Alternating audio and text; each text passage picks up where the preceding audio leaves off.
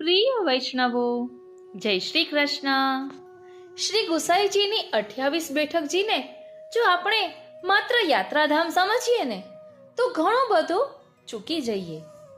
આ બેઠકજી એ વાસ્તવમાં શ્રી ગુસાઈજીના હૃદયના 28 ભાવ છે. જ્યાં જ્યાં આપ શ્રી પધાર્યા ત્યાં માત્ર ચરણચિહ્નો જ નથી મૂક્યા, પરંતુ કૃપા, ભાવ, સેવા, સ્મરણ અને આશ્રયનો ખજાનો મૂકી ગયા છે.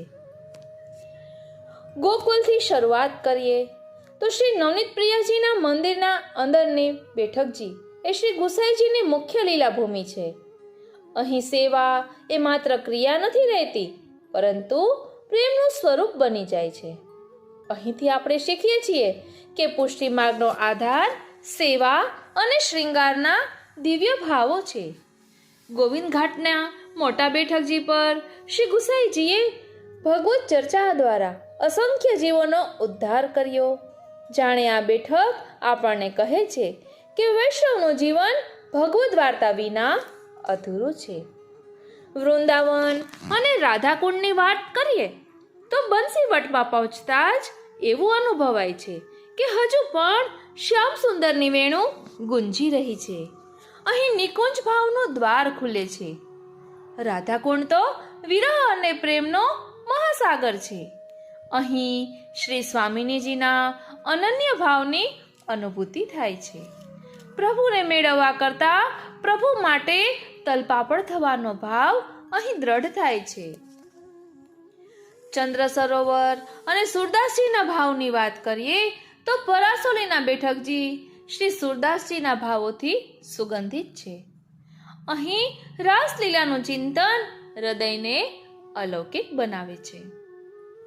ફૂલઘરના બેઠકજીમાં સેવાના વિવિધ કલાઓ અને નિકુંજ લીલાના કોમલ ભાવોનું ચિંતન થાય છે. અહીં સમજાય છે કે સેવા એ માત્ર હાથથી નહીં પણ હૃદયથી થાય છે. ગિરિરાજજીની તળેટીનું યાદ કરીએ તો જતીપુરાના બેઠકજીમાં શ્રીનાથજીના મુખારવિંદ સમક્ષ દાસ ભાવ દ્રઢ થાય છે. અહીં પહોંચીને અહંકાર ઓગળી જાય છે. કામવનમાં વ્રજના 84 કોશ લીલાઓનું સ્મરણ થાય છે. પ્રેમ સરોવર આપણને શીખવે છે કે પ્રેમનું સાચું સ્વરૂપ કોઈ અપેક્ષા વગરનું સમર્પણ છે. સંકેતવનમાં લાલજી અને લાડીલીજીના દિવ્ય મિલનનો ભાવ પ્રગટે છે. રીઠોરા આપણને દીનતા શીખવે છે. કરહલા પ્રેમ રસમાં ડૂબાડે છે. કોટવન દુસંગથી બચવાની ચેતવણી આપે છે. ચીરઘાટ ગોપીચંદના પૂર્ણ સમર્પણનો પાઠ ભણાવે છે. બચવનમાં ગોપાલના વાત્સલ્યની અનુભૂતિ થાય છે. બેલવનમાં લક્ષ્મીજીની તપસ્યા આપણને બતાવે છે કે દિવ્ય લીલામાં પ્રવેશ માટે કેવો તીવ્ર અભિલાષ જરૂરી છે.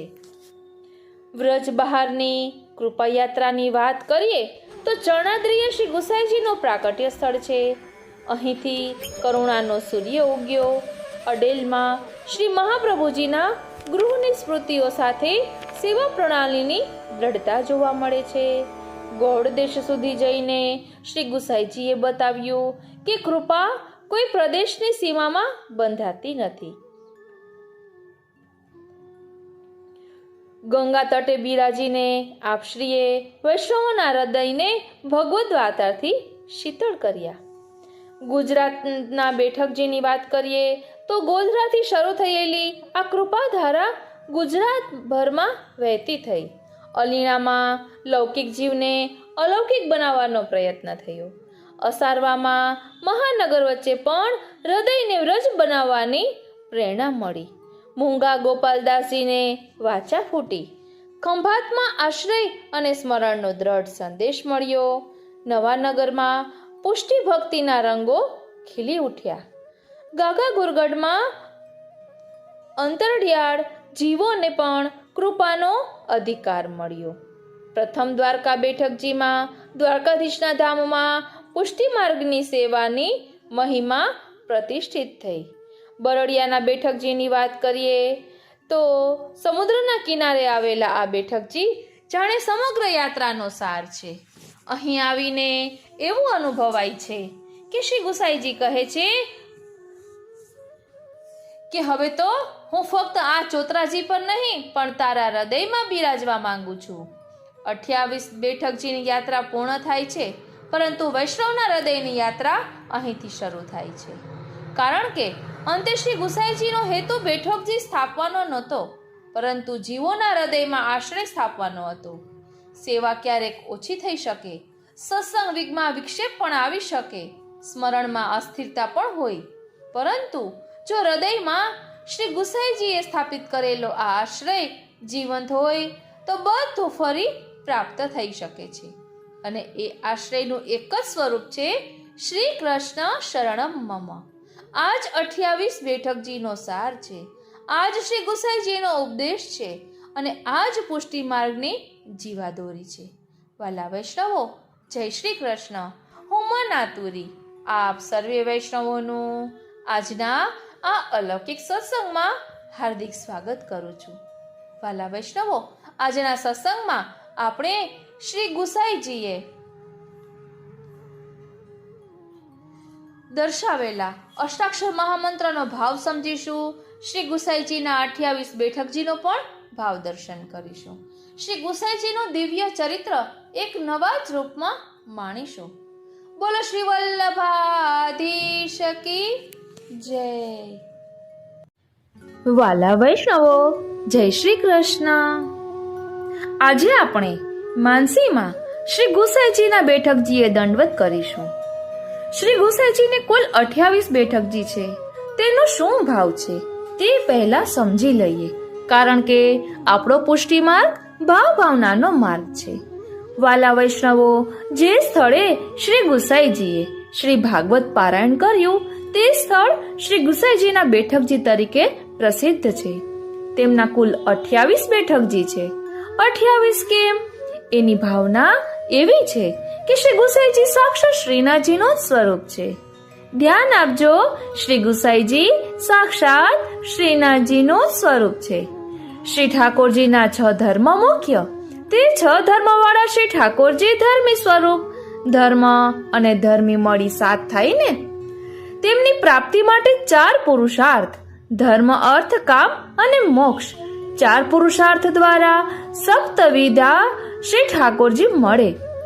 7 ને 4 થી ગુણવાથી 28 થાય. બીજી ભાવના એવી છે કે શ્રી ગુસાઈજી ચંદ્રાવલીજીનું સ્વરૂપ છે. શ્રી ચંદ્રાવલીજીએ 4 પુરુષાર્થ દ્વારા સપ્તવિધ શ્રી ઠાકોરજીને પ્રાપ્ત કર્યા હતા. ધ્યાન આપજો, શ્રી ચંદ્રાવલીજીએ 4 પુરુષાર્થ દ્વારા સપ્તવિધ શ્રી ઠાકોરજીને પ્રાપ્ત કર્યા હતા. તેમણે આપણને પણ 28 ના અંક દ્વારા એ માર્ગ શીખવ્યો. આપ સેવા કરી શીખવે શ્રી હરિ. ત્રીજી ભાવના એવી છે કે સપ્તવિધ શ્રી ઠાકોરજીના 4 સ્વામિનીજી છે. શ્રી યુગલ સ્વરૂપ 28 નિકુંજોમાં લીલા વિલાસ કરે છે. સંયોગ રસાત્મક સ્વરૂપ શ્રી ગુસાઈજી વિપ્રયોગ રસના ભાવાનુભાવ માટે શ્રી બેઠકજીમાં બિરાજ્યા છે. આપની 28 બેઠકો આ પ્રમાણે છે. વાલા વૈષ્ણવો, 16 બેઠક વ્રજમાં છે, 4 બેઠકો ઉત્તર પૂર્વ ભારતમાં છે અને 8 બેઠકો ગુજરાતમાં છે. તો પહેલા 16 બેઠક જોઈએ જે વ્રજમાં બિરાજે છે. પહેલી ગોકુલ શ્રી ગોકુલનાથજીના મંદિરમાં, બીજી બડી બેઠક ગોકુલ, ત્રીજી વૃંદાવન, ચોથી રાધા કૃષ્ણ કુંડ, પાંચમી ચંદ્ર સરોવર, છઠ્ઠી ફૂલઘર, છઠ્ઠી ફૂલઘર ચંદ્ર સરોવર પર, 7મી જતીપુરા, 8મી જતીપુરા શ્રી મથુરાનાથજીના મંદિરમાં, 8મું કામવન, 9મું પ્રેમ સરોવર, 10મું રીઠોરા, 11મું કરહલા, 12મું કોટવન, 13મું ચીરગાટ, 14મી બેઠક બચવન, 15મી સંકેતવન અને 16મી બેલવન. એટલે આ 16 બેઠકજી વ્રજમાં બિરાજે છે. હવે 4 બેઠકો ઉત્તર પૂર્વ ભારતમાં છે. તેમાં પહેલી સોરમ, બીજી ચરણાટ, ત્રીજી અડેલ ને ચોથી ગૌડ દેશ બંગાળમાં. જે બંગાળમાં જે બેઠકજી છે તે અપ્રગટ છે. ત્યારબાદ 8 બેઠકો ગુજરાતમાં છે. તેમાં પહેલી ગોધરા, બીજી અલીણા, ત્રીજી અસારવા, ચોથી ખંભાત, પાંચમી જામનગર, છઠ્ઠી ગાગાગુરગઢ, સાતમી દ્વારકા શ્રી દાવજી મંદિર પાસે, આઠમી દ્વારકા શ્રી રામ લક્ષ્મણ મંદિર પાસે. ગુજરાતમાં બરડિયાના બેઠકજી 142 બેઠકોની ગણતરીમાં નથી, એટલે અહીં લખ્યું નથી. વાલા વૈષ્ણવો, શ્રી ગુસાઈજીના સેવકો અસંખ્ય હતા. રોજ 2 જીવને આપ શરણે લીધા પછી જ ભોજન કરતા. આપના 252 સેવક કેમ? તો તેની પણ ભાવના છે. 252 મુખ્ય છે તો 84 ગુણ્યા 3 બરાબર 252. શ્રી મહાપ્રભુજીના 84 સેવકો નિર્ગુણ છે. સગુણમાં સાત્વિક, રાજસ અને તામસ. એટલે 84 વૈષ્ણવ પૈકીના એક વૈષ્ણવના ભાવના 3 સગુણ વૈષ્ણવોનો સમાવેશ કરવામાં આવ્યો છે. તેથી 252. ભક્તિના 84 પ્રકાર. દરેક કોષમાં શ્રી યુગલ સ્વરૂપની એક નિકુંજ. 3 ભાવવાળા ગોપીજનોએ સેવા કરી, તેથી 252. વાલા વૈષ્ણવો, આપણે નિત્ય સત્સંગમાં 84-252 વૈષ્ણવની વાર્તા વાંચતા હોઈએ છીએ. ક્યારેક એવી રીતે વાંચી જોજો કે પહેલી વાર્તા દામોદરદાસ હરસાણીજીની વાંચ્યા બાદ 252 વૈષ્ણવોની વાર્તામાં પહેલી 3 વાર્તાઓ લેવાની. એ પણ દામોદરદાસ હરસાણીજીના સાત્વિક, રાજસ અને તામસ ગુણને પ્રગટ કરે એવી રીતે છે. આપ ધ્યાનથી વાંચશો, લીલાના નામ જોશો તો આપને સમજાશે, અને પછી આપને એ રીતે વાંચતા ખૂબ જ આનંદ આવશે. તો ચાલો હવે આપણે માનસીમાં ગુસાઈજીના બેઠકજીએ દર્શન કરવા પહોંચી જઈએ.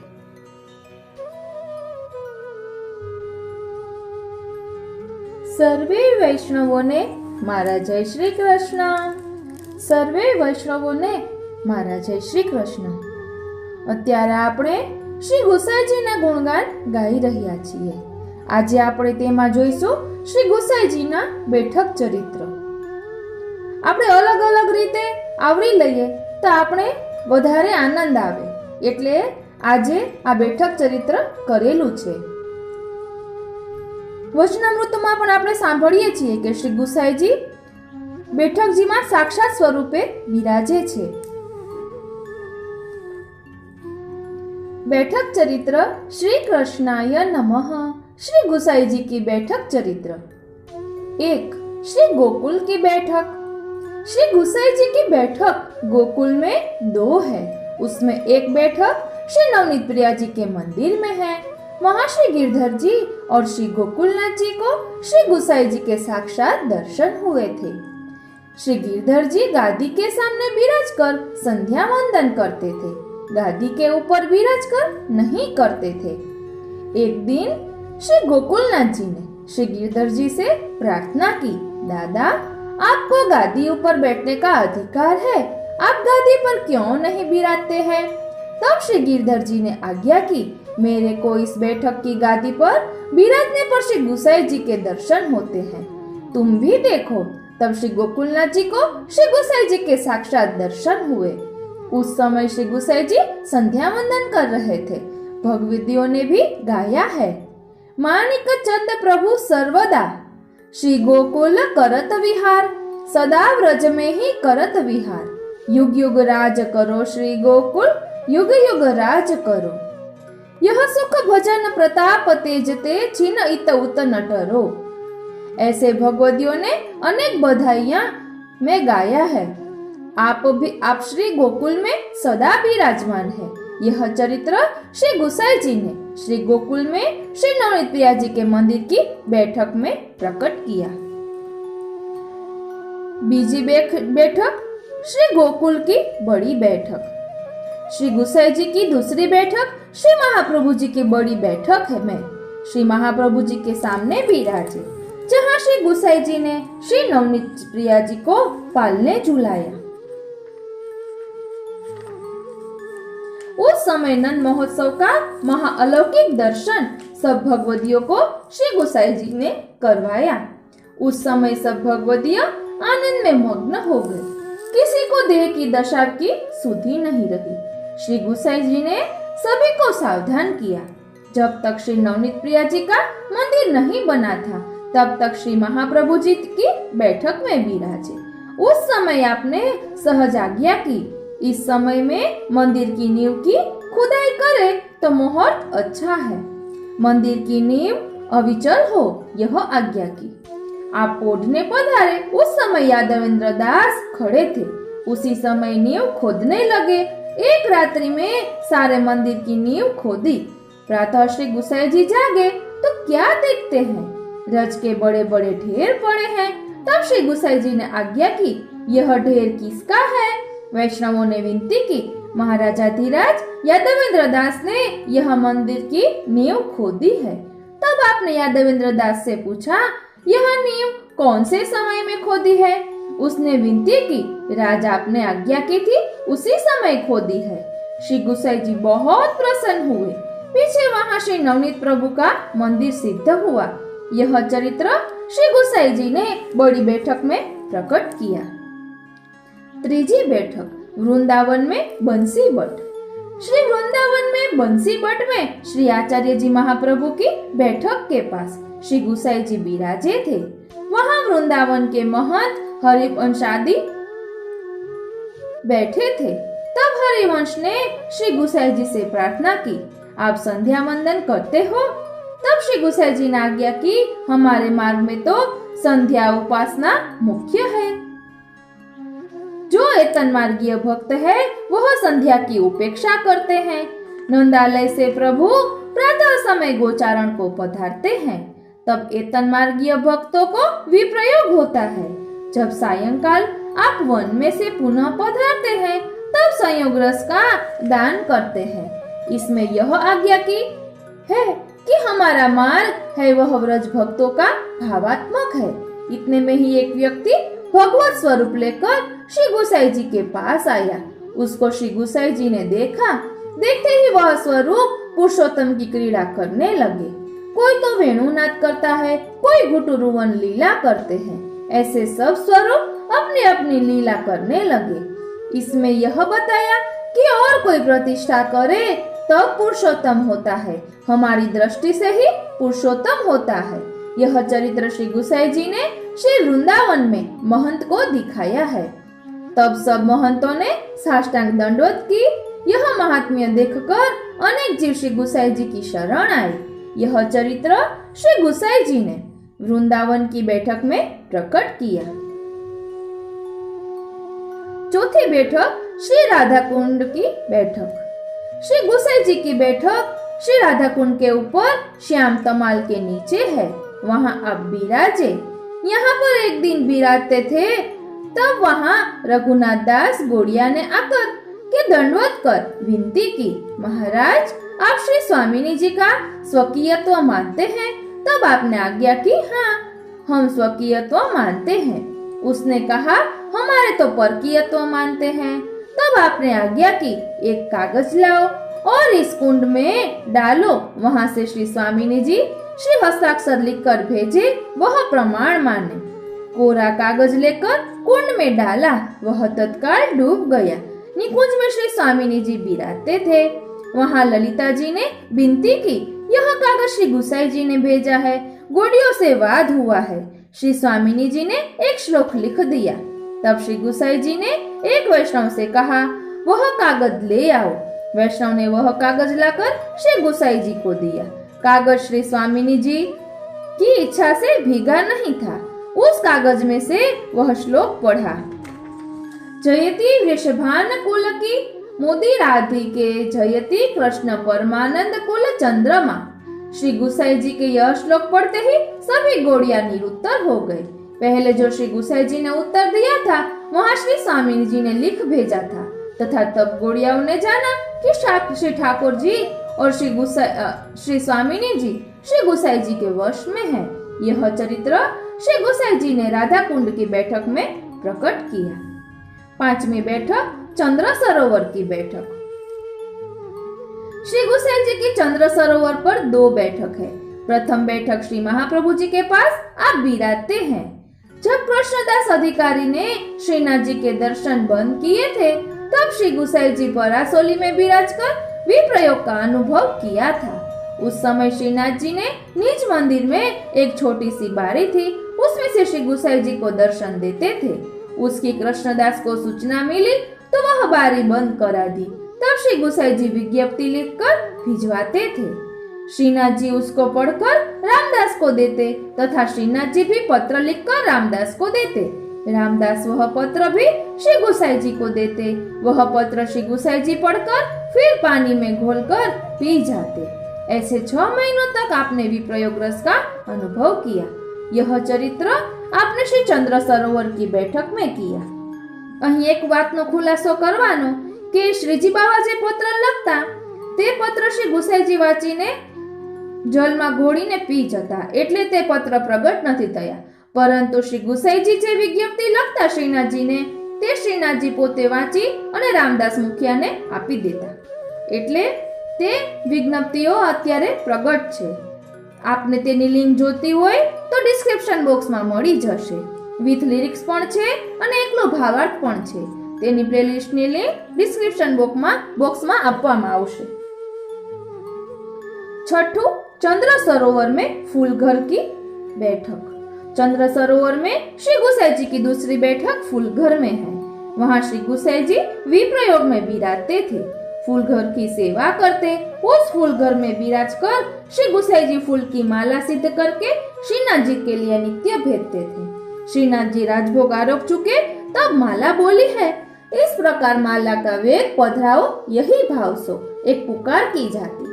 उस समय उस आवाज को सुनकर श्री गुसाई जी वह फूल की माला भेजते। इसलिए उसी दिन से अब तक माला बोलने का प्रचार हुआ है। वहां से माला आने के पश्चात श्रीनाथ जी के अंगीकार करने के बाद राजभोग के दर्शन खुलते। दर्शन हो चुके तब रामदास जी श्रीनाथ जी की प्रसादी माला और बीड़ा नित्य श्री गुसाई जी को देने जाते। उसी समय श्रीनाथ जी का पत्र भी श्री गुसाई जी ऊपर लिखते वह दे आते थे। श्री गुसाई जी श्रीनाथ जी के लिए विज्ञप्ति लिखकर ले आते थे। यह चरित्र श्री गुसाई जी ने चंद्र सरोवर के फूलघर की बैठक में प्रकट किया। 7वीं बैठक श्री गिरिराज जी की बैठक। श्री गुसाई जी की बैठक श्री गोपालपुर श्री गिरिराज जी में मथुरेश जी के मंदिर में है। वहां श्री गुसाई जी विराजते। तब एक दिन श्री गोकुलनाथ जी ने विनती की। महाराजा धीराज श्री महाप्रभु ने 1.25 सेर भात का अन्नकूट करवाया। तब श्री गुसाई जी ने आज्ञा की, हाँ, श्री महाप्रभु जी की लीला नित्य अखंड है। ऐसा कहकर श्री गोकुलनाथ जी और श्री शोभा बेटी जी को श्री महाप्रभु जी ने अलौकिक दर्शन करवाए। यह चरित्र श्री गुसाई जी ने गोपालपुर में श्री मथुरेश जी के मंदिर में प्रकट किया।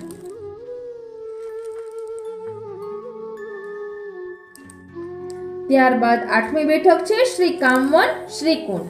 તે આપણે આવતા પાર્ટમાં જોઈશું। આપને આ કેવું લાગ્યું તે કોમેન્ટ બોક્સમાં જરૂર જણાવશો અને ગમ્યું હોય તો બીજા વૈષ્ણવોને શેર કરશો। જય શ્રી કૃષ્ણ। સર્વે વૈષ્ણવોને મારા જય શ્રી કૃષ્ણ। સર્વે વૈષ્ણવોને મારા જય શ્રી કૃષ્ણ। અત્યારે આપણે શ્રી ગુસાઈજીના ગુણગાનમાં શ્રી ગુસાઈજીનું બેઠક ચરિત્ર જોઈ રહ્યા છીએ। ગયા પાઠમાં આપણે 7 બેઠકજી સુધી જોયું હતું। આજે આપણે 8મી બેઠકથી શરૂ કરીશું। 8 श्री कामवन श्री कुंड। श्री गुसाई जी की बैठक कामवन में सुरभि कुंड श्री कुंड के ऊपर है। वहां आपने श्री महाप्रभु जी के परोक्ष दिशा में श्री गुसाई जी के सेवक मधुसूदन दास को श्री महाप्रभु जी के साक्षात दर्शन करवाए। वह मधुसूदन दास श्री महाप्रभु जी की सेवा नित्य करते और सर्वोत्तम का जप नित्य करते तथा दूध पीकर रहते थे। इसके मन में यह मनोरथ था कि मेरे को श्री महाप्रभु जी साक्षात दर्शन दे, मेरे को श्री महाप्रभु जी साक्षात दर्शन देंगे। ऐसे करते 1 मास हो गया। तब श्री गुसाई जी वहां पधारे। 3 दिन तक विराजे। उसके पीछे श्री गुसाई जी गोकुल पधारे। पीछे 6 मास होने पर श्री महाप्रभु जी ने कोटि कंदर्प लावण्यमय स्वरूप के दर्शन दिए और आज्ञा की, मधुसूदन दास, तेरे को इतना विलंब नहीं होता, किंतु श्री गुसाई जी ने यहाँ पधार कर तेरे को दर्शन दिए। तभी तेने श्री गुसाई जी में और मेरे में भेद बुद्धि कर बैठा रहा। प्रथम तो वैष्णव को दास का हट करने का धर्म नहीं है, इसलिए तेरे को इतना विलंब हुआ। अगर विरह हो तो मेरे वंश के बालक जहाँ विराजे वहाँ जाकर दर्शन करे, मुख्य यही उत्तम है। यह चरित्र श्री गुसाई जी ने श्री कामवन में सुरभि कुंड पर प्रकट किया। અહીં શ્રી મહાપ્રભુજી પોતે જ કહે છે કે મારા અને મારા વંશજોમાં કોઈ ભેદ કરવો નહીં। એટલે શ્રી મહાપ્રભુજી જે મહાપ્રભુજીનું સ્વરૂપ જ શ્રી ગુસાઈજી છે, એટલે મહાપ્રભુજી ફરી ભૂતલ પર શ્રી ગુસાઈજી સ્વરૂપે પધાર્યા છે। શ્રી મહાપ્રભુજીએ દામોદરદાસ હરસાણીને પણ કહેલું છે કે શ્રી ગુસાઈજી को मेरो ही स्वरूप जाननो, એ આપણે તેની વાર્તામાં જોઈ શકીએ છીએ। એટલે આપણે વલ્લભકુળમાં ભેદ બુદ્ધિ કરવી નહીં। અહીં પોતે શ્રી મહાપ્રભુજી તે કહી રહ્યા છે। નવમી बैठक श्री प्रेम सरोवर। श्री गुसाई जी की बैठक प्रेम सरोवर ऊपर है। वहाँ श्री गुसाई जी ने प्रेम सरोवर में स्नान किया और गोविंद स्वामी को युगल स्वरूप का दर्शन श्री गुसाई जी ने करवाया और श्री स्फुरत कृष्ण प्रेमामृत की टीका यहाँ बिराज कर की और 1 मास पर्यंत आप वहाँ बिराजे। इससे सभी को अनिर्वचनीय सुख हुआ। यह चरित्र श्री गुसाई जी ने प्रेम सरोवर की बैठक में प्रकट किया। श्री गुसाई जी ये स्फुरत कृष्ण प्रेमामृत स्तोत्र लख्યું છે તે ભાવાર્થ સહિત અમારી ચેનલમાં સ્તોત્ર પાઠની પ્લેલિસ્ટમાં આપને મળી જશે અને જો યાદ આવશે તો ડિસ્ક્રિપ્શન બોક્સમાં આપવામાં આવશે। સ્ફુરત કૃષ્ણ પ્રેમામૃત સ્તોત્ર શ્રી ગુસાઈજીએ શ્રી મહાપ્રભુજી માટે લખેલું છે અને મહાપ્રભુજી એ જ કૃષ્ણ, બંનેમાં કાંઈ ફેર નથી। વસ્તુતઃ કૃષ્ણ એવું તેમાં શ્રી ગુસાઈજીએ દર્શાવ્યું છે। ખૂબ જ સુંદર ગ્રંથ છે, સ્તોત્ર છે અને વચનામૃતમાં પણ આવે છે કે શ્રી મહાપ્રભુજીના સંપૂર્ણ સ્વરૂપનું ધ્યાન કરવું હોય તો સર્વોત્તમ સ્તોત્ર, વલ્લભાષ્ટક અને આ સપ્તશ્લોકી સ્ફુરત કૃષ્ણ પ્રેમામૃત સ્તોત્ર ત્રણેય સ્તોત્રનો રોજ પાઠ કરવો જોઈએ, તો આપણે શ્રી મહાપ્રભુજીના સંપૂર્ણ સ્વરૂપનું ધ્યાન ધર્યું કહેવાય। ત્યારબાદ 10મી बैठक છે સંકેત વટ की बैठक।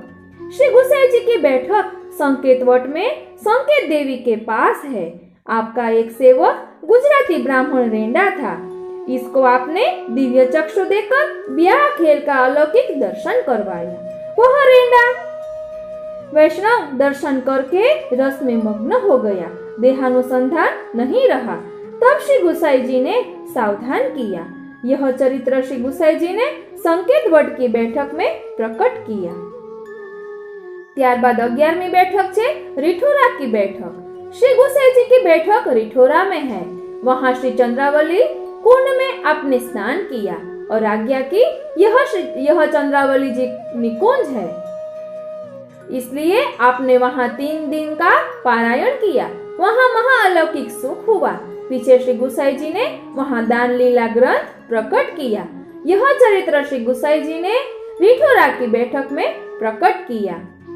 અહીં જે દાન લીલા ગ્રંથની વાત કરવામાં આવી છે તે શ્રીંગાર રસ મંડનમાં 3 પ્રકરણ છે। તે રીતે તેમાં દાન લીલાનું જે પ્રકરણ છે તે અહીં શ્રી ગુસાઈજીએ ચંદ્રાવલીજી ભાવે રચના તેની કરી છે, તેની અહીં વાત કરવામાં આવી છે। 12મી बैठक करहला की बैठक। श्री गुसाई जी की बैठक करहला में श्रीनाथ जी के जलघरा के पास है। वहाँ आप 3 दिन तक विराजे। वहाँ पर आपने श्री रास पंचाध्याय की सुबोधिनी जी के ऊपर टिप्पणी ग्रंथ लिखकर प्रकट किया। रासोली में ललिता जी का स्वरूप है। श्री गुसाई जी उस स्वरूप को एक पुष्पमाला पहराने लगे, तब श्री ललिता जी ने वह माला हाथ में ले ली, पहनी नहीं। उस समय आप चुप रहे, यह माला किसी ने देखी नहीं थी। पीछे सायंकाल जब आप दर्शन को पधारे तब ललिता जी ने कहा कि तुम्हारी माला श्री स्वामिनी जी को पहनाई है। वह माला प्रसादी करके मेरे को दी है तथा आज्ञा की है कि यह माला श्री गुसाई जी को देना। यह माला आप पहरोगे। तब माला पहर कर श्री गुसाई जी ने यह श्लोक कहा। निकुंजे पुष्पाली रचित शयनाथ केली जनित श्रमामह संक्रांता नन कमल शोभारुत मनाहा समुत्थायान याति सहज कृपया केली दलित सज्रम दातुम राधे स्मरसी यदि माम त्वम किम परह। यह श्लोक कहकर आप बहुत प्रसन्न हुए और ललिता जी भी प्रसन्न हुई। यह चरित्र श्री गुसाई जी ने करहला की बैठक में प्रकट किया। 13वीं बैठक कोटवन बैठक चरित्र। श्री गुसाई जी की बैठक कोटवन में कदम खंडी पर शीतल कुंड के ऊपर है। वहाँ गोविंद स्वामी श्री गुसाई जी के साथ थे। अर्धरात्रि के समय श्री गुसाई जी ने गोविंद स्वामी को आज्ञा की, तुम देखो कदम खंडी में क्या लीला होती है। तब गोविंद स्वामी ने देखा युगल स्वरूप विहार कर रहे हैं। उस समय रसमतता से श्री प्रभु जी ने श्री स्वामिनी जी के मोतियों का हार तोड़ डाला है। सब मोती भूमि पर बिखरे पड़े हैं। श्री ठाकुर जी मोतियों को बीनकर अपने श्री हस्त से हार पोकर श्री स्वामिनी जी को पहराया। श्री गुसाई जी ने इस लीला के दर्शन गोविंद स्वामी को करवाए। गोविंद स्वामी ने उस समय यह पद गाया। राग केदारो कदम वन विथन करत विहार मदन मोहन पिय अति रसमाते तोर्यो प्रिया उरहार कनिक भूमि विथुरे गज मोती कुंज कुटी के द्वार गोविंद प्रभु श्री हस्त सोपोई सुंदर ब्रजराज कुमार। यह चरित्र श्री गुसाई जी ने कोटवन की बैठक में प्रकट किया। 14वीं बैठक चीरघाट की बैठक चरित्र। श्री गुसाई जी की बैठक चीरघाट ऊपर है। वहां आप विराजे। तब आपने आज्ञा की अग्नि कुमारी का अलौकिक रात्रि के दर्शन श्री ठाकुर जी ने करवाए और वरदान दिया कि शरद की रात्रि में बुलाकर रास कर रसदान करूंगा। यह आज्ञा करके श्री गुसाई जी ने व्रतचर्या ग्रंथ प्रकट किया और 3 दिन तक वहीं विराजे। अनिर्वचनीय सुख हुआ। यह चरित्र श्री गुसाई जी ने के चीरघाट की बैठक पर प्रकट हुआ। 15वीं बैठक बचवन की बैठक। श्री गुसाई जी की बैठक बचवन में छोकर के वृक्ष के नीचे है। आप वहां विराजे और आज्ञा की। ब्रह्मा जी ने यहाँ बच्चों का हरण किया। पीछे आपने यहाँ श्री वेणुगीत की सुबोधिनी जी ऊपर टिप्पणी प्रकट की। यहाँ अलौकिक आनंद हुआ। यह चरित्र श्री गुसाई जी ने बचवन की बैठक में प्रकट किया। 16वीं बैठक बेलवन की बैठक। श्री गुसाई जी की बैठक श्री बेलवन में श्री यमुना जी के किनारे है। वहां पर आपने विराज कर भगवान दास को अलौकिक रास के दर्शन करवाए। वहां आपने पुरुषोत्तम उल्लास ग्रंथ प्रकट किया। पीछे आपने वहां से विजय की। यह चरित्र आपने बेलवन की बैठक में प्रकट किया। 17वीं बैठक चरणाट की बैठक। श्री गोसाई जी की बैठक चरणाट में है। वहां आपका छठी पूजन हुआ था। वहां श्री गोसाई जी ने अलौकिक चरित्र दिखाया। उस समय श्री गोसाई जी ने लीला सृष्टि और लीला सामग्री को अंगीकार किया। लक्ष्य अवधि जीवों को कटाक्ष द्वारा अंगीकार किया। यह देखकर श्री आचार्य जी महाप्रभु बहुत प्रसन्न हुए। श्री गोसाई जी जब 1 माह के हुए थे तब गंगा पूजन किया था। श्री गंगा जी बहुत बड़े। उस समय श्री गोसाई जी श्री अक्का जी की गोद में विराज रहे थे। तब श्री गंगा जी ने चरण स्पर्श किए और कहा कि महालक्ष्मी जी आप बड़े भागी हो। आपके पति साक्षात पूर्ण पुरुषोत्तम है।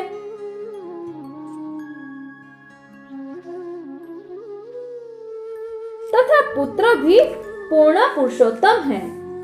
आपके वंश में सभी पूर्ण पुरुषोत्तम रूप में प्रगटेंगे। यह आज्ञा करके श्री गंगा जी पधारे। तब श्री अक्का जी अनेक सखियों के सहित मंगल गाते हुए बैठक में पधारे। श्री महाप्रभु जी ने श्री गोसाई जी का स्वरूप देखकर आज्ञा की, यह पुत्र रूप और ठाकुर स्वरूप होकर आप ही पधारे हैं। तब श्री ठाकुर जी का और श्री गोसाई जी का नाम श्री विठलनाथ जी रखा। उसके पीछे चरणाट से विजय की। श्री आचार्य जी का महाप्रभु श्री गोसाई जी को लेकर श्री अडेल पधारे। उस समय अडेल में जय जयकार हुआ। यह चरित्र श्री गुसाई जी ने श्री चरणाट की बैठक में प्रकट किया। 18वीं बैठक, अडेल की बैठक। श्री गुसाई जी की बैठक अडेल में है। वहां आपने बाल क्रीड़ा की है। वहां श्री महादेव जी आपको नित्य खिलौना लेकर खिलाने को आते थे, श्रृंगी नाच करते थे, नृत्य करते। उसको देखकर आप बहुत प्रसन्न होते थे। आपके कृपा पात्र अंतरंग भगवदिया आपको नित्य खिलाते थे। आप भी हाव भाव कटाक्ष कर रसदान करते थे। जब आपकी कृपा कटाक्ष द्वारा सहस्रावधि जीवों को अंगीकार किया। ऐसे अनेक चरित्र श्री गुसाई जी ने प्रकट किए। 19वीं बैठक, गौड़ देश की बैठक। श्री गुसाई जी की बैठक गौड़ देश में नारायण दास जी के घर में है। वहां नित्य श्री गुसाई जी विराजते थे। एक समय श्री गुसाई जी गौड़ देश में पधारे। वहां बगीचे में विराजे। नारायण दास जी नित्य सवेरे दर्शन को जाते, पुनः सायंकाल आते थे। बादशाह के पास एक बार मिलकर चले आते थे। राज्य का काम नहीं चलाते। एक दिन बादशाह ने याद किया, आजकल दीवान दिखते नहीं है, उसका क्या कारण है? तब किसी चुगलखोर ने कहा, हजरत श्री गोकुल के श्री गुसाई जी पधारे हैं, इसलिए रात दिन वहाँ रहते हैं। तब बादशाह ने हलकारा से कहा कि नारायण दास को बुलाओ। वहाँ जाकर हलकार ने नारायण दास जी से कहा कि बादशाह याद कर रहे हैं। तब नारायण दास जी कचहरी में आए। बादशाह ने पूछा, आजकल दिखते नहीं हो, इसका क्या कारण है? दीवान ने कहा, मेरे गुरु पधारे हैं, इस कारण जहाँ तक वे विराजेंगे तब तक आना नहीं हो सकेगा। बादशाह ने कहा, सुखे न जाओ, मेरी ओर से निवेदन करना, मेरे को भी दर्शन देवे। दीवान ने कहा, कहेंगे। दीवान श्री गुसाई जी के दर्शन को आए और विनती की, आपने आज्ञा की बादशाह को दर्शन को बुला लाना। दीवान ने दंडवत के पीछे घर आया। बादशाह से कहा, तुमको दर्शन होंगे। तब दूसरे दिन दीवान के साथ बादशाह दर्शन को आया। बादशाह को श्री गुसाई जी के साक्षात पूर्ण पुरुषोत्तम के दर्शन हुए। बादशाह ने साष्टांग दंडवत की तथा 10,000 रुपये श्री गुसाई जी के आगे धरे।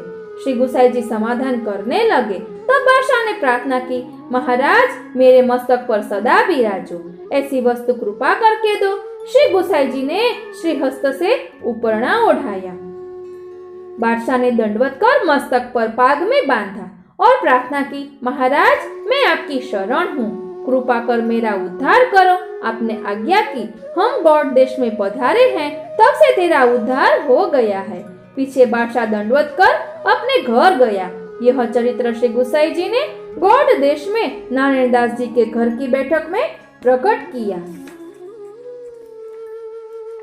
नारायण दास जी ની વાર્તામાં પણ વધુ ખુલાસો આવે છે કે નારાયણ દાસ જ્યાં બેસતા દીવાન હતા એ જગ્યાએ જ્યારે નારાયણ દાસ ન હોય ત્યારે આ બાદશાહ પણ તેની જગ્યાએ બેસતા, તેને એકદમ શાંતિ મળતી અને નારાયણ દાસ માનસી કરતા તો તેની માનસીની ઝાંખી આ બાદશાહને પણ થતી।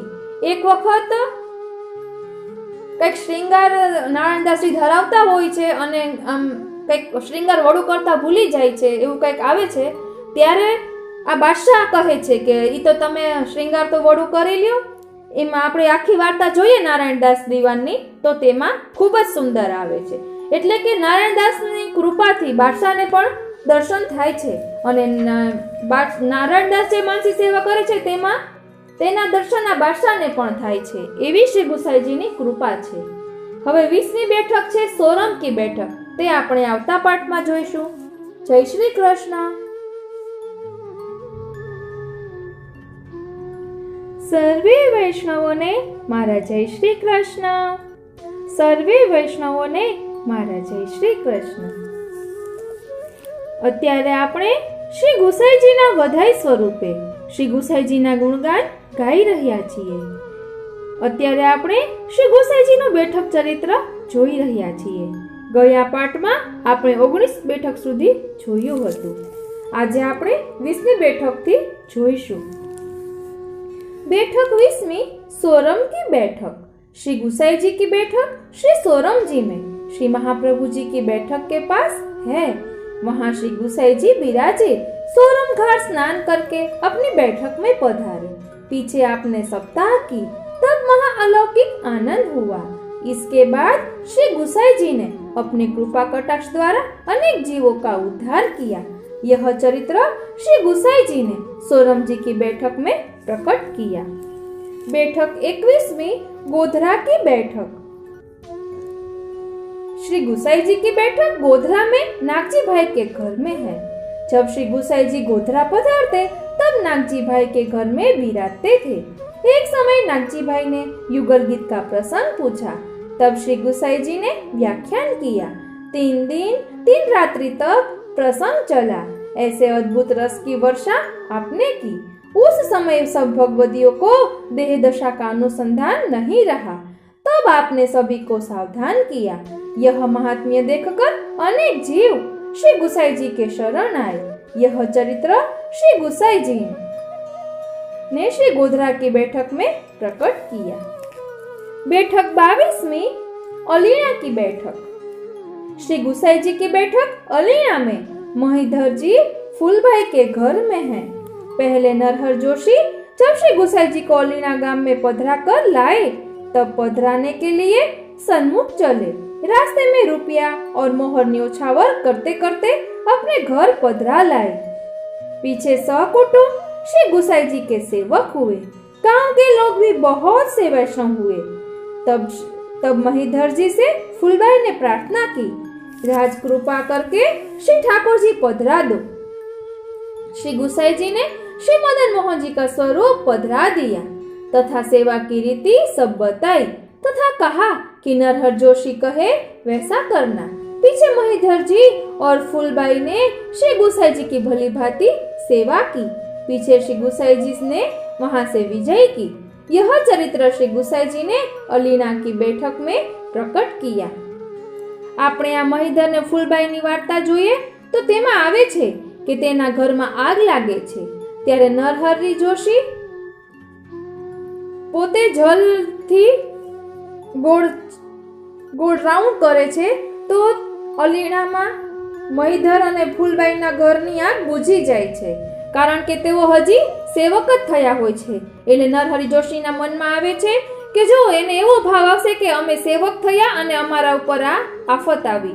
એટલે આ રીતે નરહરી જોશી કરે છે। આપણે આખી વાર્તા જોઈએ તો વધુ સમજાય। बैठक 23वीं असारवा की बैठक। श्री गुसाई जी की बैठक असारवा में भाईला कोठारी के घर में है। जब आप राजनगर पधारते थे तब भाईला कोठारी के घर विराजते थे। लाचबाई भाट श्री गुसाई जी की सेवक थी। इसका भाई अधिकारी यानी हाकिम के पास रहता था।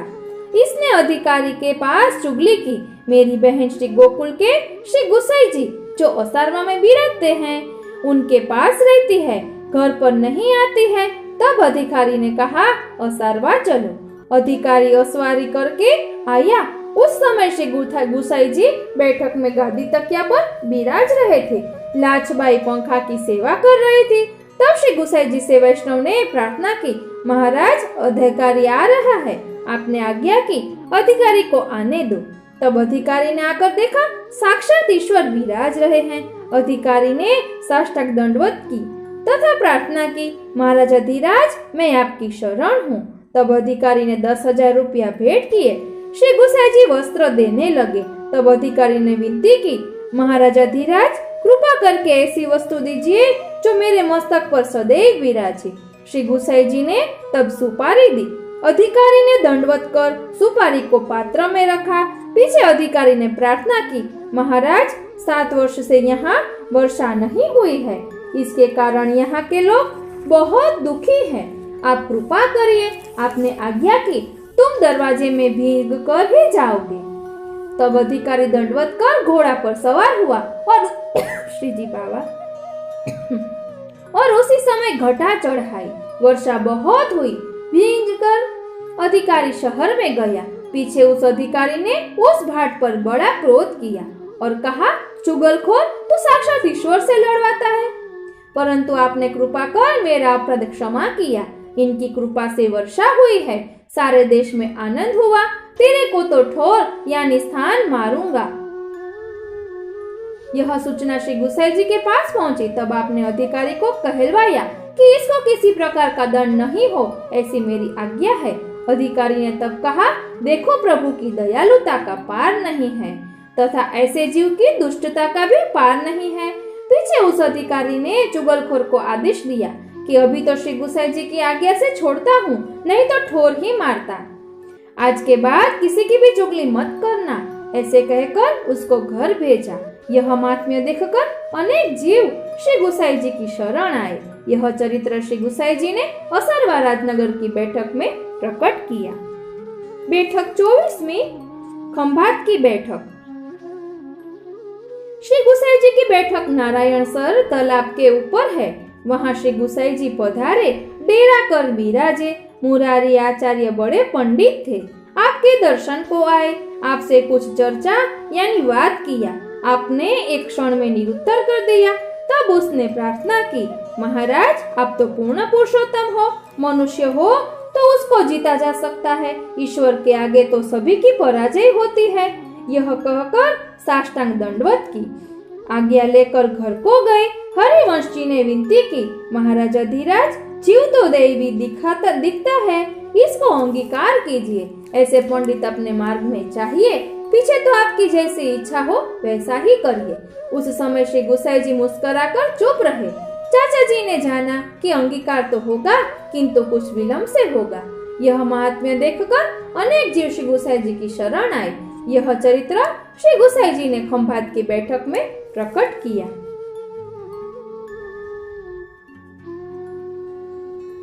આપણે એક સાનુભવનો પ્રસંગ પણ જોયો હતો, તે ખંભાતની બેઠકનો જ કદાચ હતો, રેવાબાનો આપણે વૈષ્ણવના સાનુભવમાં જોયો હતો। બેઠક 25મી, નવાનગર की बैठक એટલે કે જામનગરની બેઠક। श्री गुसाई जी की बैठक नवानगर में बाला बादरायण के घर में है। वहां आप विराजे। तब श्री गुसाई जी ने राजा जामत माची को अंगीकार किया तथा अनेक जीव का उद्धार किया। पीछे आपने श्री गुसाई जी ने सप्ताह की। यह चरित्र श्री गुसाई जी ने श्री जामनगर की बैठक में प्रकट किया। बैठक 26वीं, गंगा गोड़गढ़ की बैठक। श्री गुसाई जी की बैठक गंगा गोड़गढ़ में है। वहां श्री गुसाई जी विराजे। वहां नागजी भाई आम की पोट यानी गठरी लेकर आए, आम झाड़ी में रखे और एक टोकरा भरकर ले आए। तब श्री गुसाई जी ने पूछा, नागजी यह क्या है? तब उसने विनती की, महाराजा धीराज यह आम लाया हूँ, आप अंगीकार करिए। आपने आज्ञा की, यह आम तो श्री द्वारकानाथ जी के लायक यानी योग्य है। तब नागजी भाई ने प्रार्थना की, महाराज धीराज आप तो आरोगो, श्री द्वारकानाथ जी भी आरोगेंगे। श्री गुसाई जी ने आम आरोगे। आप नागजी भाई के ऊपर बहुत प्रसन्न हुए।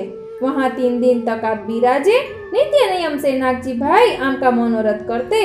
3 दिन तक कथा हुई, अनिर्वचनीय सुख हुआ। श्री गुसाई जी ने गंगा गोड़गढ़ की बैठक में यह चरित्र प्रकट किया। बैठक 27वीं, श्री द्वारका की बैठक। श्री गुसाई जी की बैठक श्री द्वारका जी में जगत देहरा के समीप श्री दाऊ जी के मंदिर के पास है। वहां आप सेवा के अवकाश में विराजते और कथा कहते। कथा में अनिर्वचनीय सुख होता। यह चरित्र श्री गुसाई जी ने श्री द्वारका की बैठक में प्रकट किया। बैठक 28वीं, श्री द्वारका में राम लक्ष्मण जी के मंदिर की बैठक। श्री गुसाई जी श्री द्वारकानाथ जी से विदा होकर श्री राम लक्ष्मण जी के मंदिर पर डेरा कर विराजे। वहां श्री गुसाई जी की बैठक है। वहां नागजी भाई आम लेकर आए। तब श्री गुसाई जी ने पूछा, नागजी क्या लाए हो? उसने विनती की, महाराज आम लाया हूँ, आपने आज्ञा की, ये आम द्वारकानाथ जी में पहुँचाओ। उस समय नागजी भाई ने विनती की, महाराज मेरे तो आपसे काम है। तब आपने आज्ञा की, श्री द्वारकानाथ जी के आरोगने पर पीछे हम लेंगे, इसलिए श्री द्वारकानाथ जी में पहुँचाओ। तुम आओगे, उसके पीछे हम चलेंगे। तू गोमती में स्नान कर श्री द्वारकानाथ जी के दर्शन करके आना।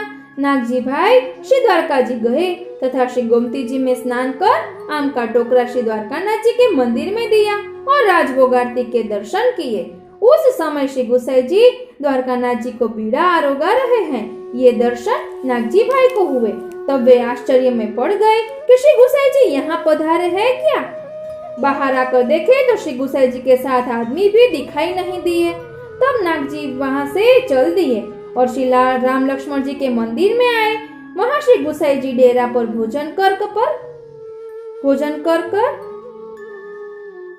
विराज कर बीड़ा आरोग रहे हैं। तब नागजी भाई ने साष्टांग दंडवत की। श्री गुसाई जी ने पूछा कि श्री द्वारकानाथ जी के दर्शन कराए। नागजी भाई ने विनती की कि राज, श्री द्वारकानाथ जी के अद्भुत दर्शन हुए। श्री द्वारकानाथ जी को आपने बीड़ा आरोगाया और श्री द्वारकानाथ जी ने आपको बीड़ा आरोगाया। ऐसा अलौकिक दर्शन आपकी कृपा अनुग्रह से हुआ है। तब आपने आज्ञा की, तेरा संदेह निवृत्त करने के लिए हमने तेरे को दर्शन दिए।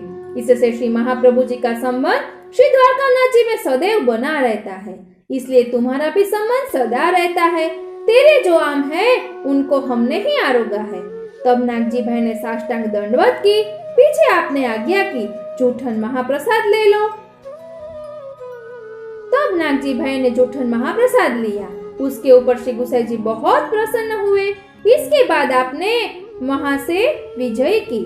राजनगर, गोधरा, उज्जैन होते हुए श्री गोकुल पधारे। यह चरित्र श्री गुसाई जी ने द्वारका जी में श्री राम लक्ष्मण जी के मंदिर में प्रकट किया।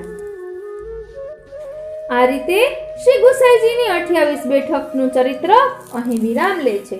આપને આ કેવું લાગ્યું તે કોમેન્ટ બોક્સમાં જરૂર જણાવશો અને આપને શ્રી ગુસાઈજી વિશે કાંઈ નવા પ્રસંગો જાણવાની ઈચ્છા હોય તો જરૂર જણાવશો। જો અમારી પાસે બિરાજતા હશે તો અમે તે અપલોડ કરીશું। જય શ્રી કૃષ્ણ। જેને ગુણગાન કરવા છે તે કોઈ પણ અલગ અલગ પ્રકારે કરી શકે। આપણે પ્રસન્નચિત્તે કરવાનું એક ખાસ ધ્યાન રાખવાનું છે। હવે અહીં શ્રી હરિરાય મહાપ્રભુજીએ શ્રી ભાગવતજી પુસ્તકની ષોડશોપચાર પૂજન વિધિ દર્શાવી છે। તેનું આપણે થોડુંક ચિંતન કરીએ, કારણ કે હરિરાયજી વાંગ મુક્તાવલી 2 ભાગમાં છે। તેમાંથી એક ભાગમાં આ વિધિ પણ દર્શાવેલી છે। હું અત્યારે સુબોધિનીજી આધારિત મારી પાસે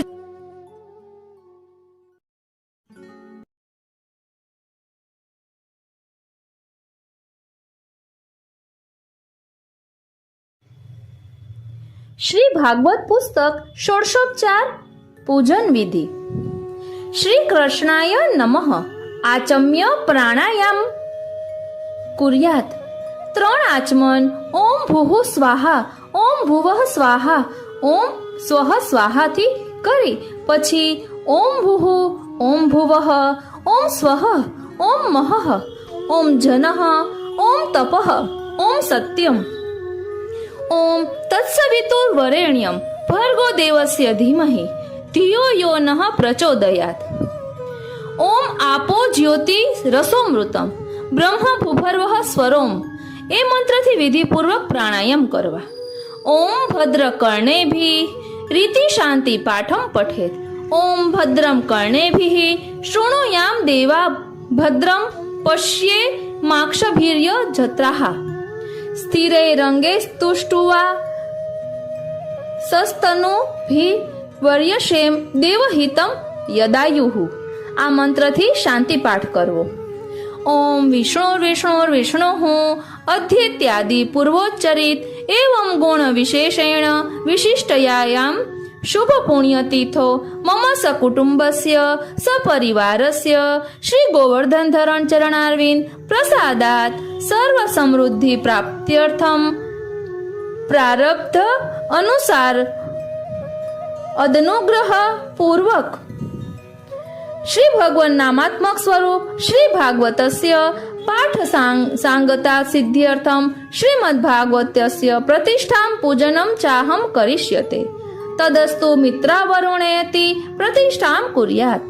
ततः पुरुष सूक्तेन आवाहन आदि षोडशोपचारः पूज्येत।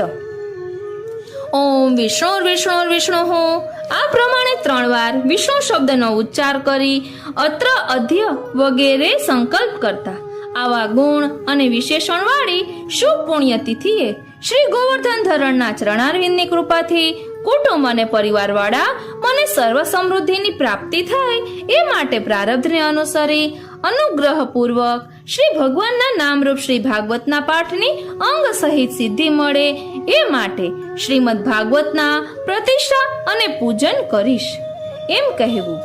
ત્યાં તદસ્તુ મિત્રા વરુણા તદગ્રેશમ યોરસ સ્મભ્ય મિદમસ્તુ શશસ્તમ અશીમહી ગાધમોત પ્રતિષ્ઠામ નમો દિવે બૃહતે સાધનાય. આ મંત્રથી પ્રતિષ્ઠા કરવી, ત્યારબાદ પુરુષ સૂક્તથી આવાહન વગેરે ષોડશોપચારથી પૂજન કરવું. ઓમ સહસ્ર શીર્ષા પુરુષ સહસ્રાક્ષ સહસ્રપાત ઓમ સભૂમિમ વિશ્વતો વૃત્વા અત્યતિષ્ઠત દશાંગુલમ. શ્રી ભગવાન નામાત્મક સ્વરૂપિણે શ્રી ભાગવતાય નમઃ આવાહનમ.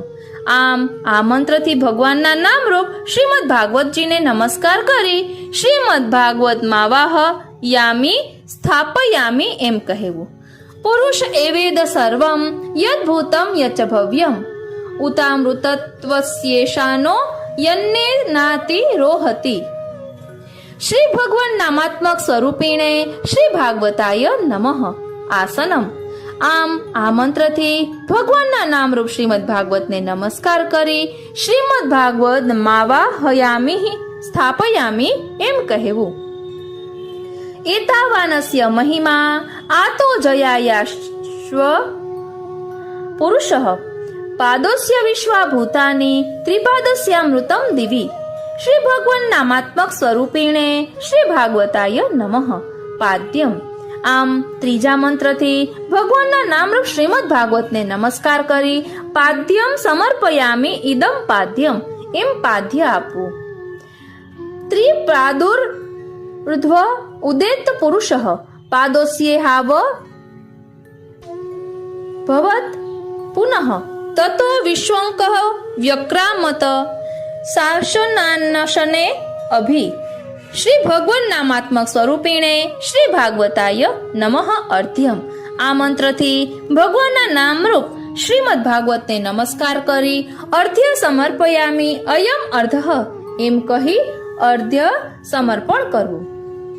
તસ્માદ વિરાડ જાયત વિરાજો અધિ પુરુષ સજાતો અત્યરિચ્યત પશ્ચાત ભૂમિ મથો પુરઃ.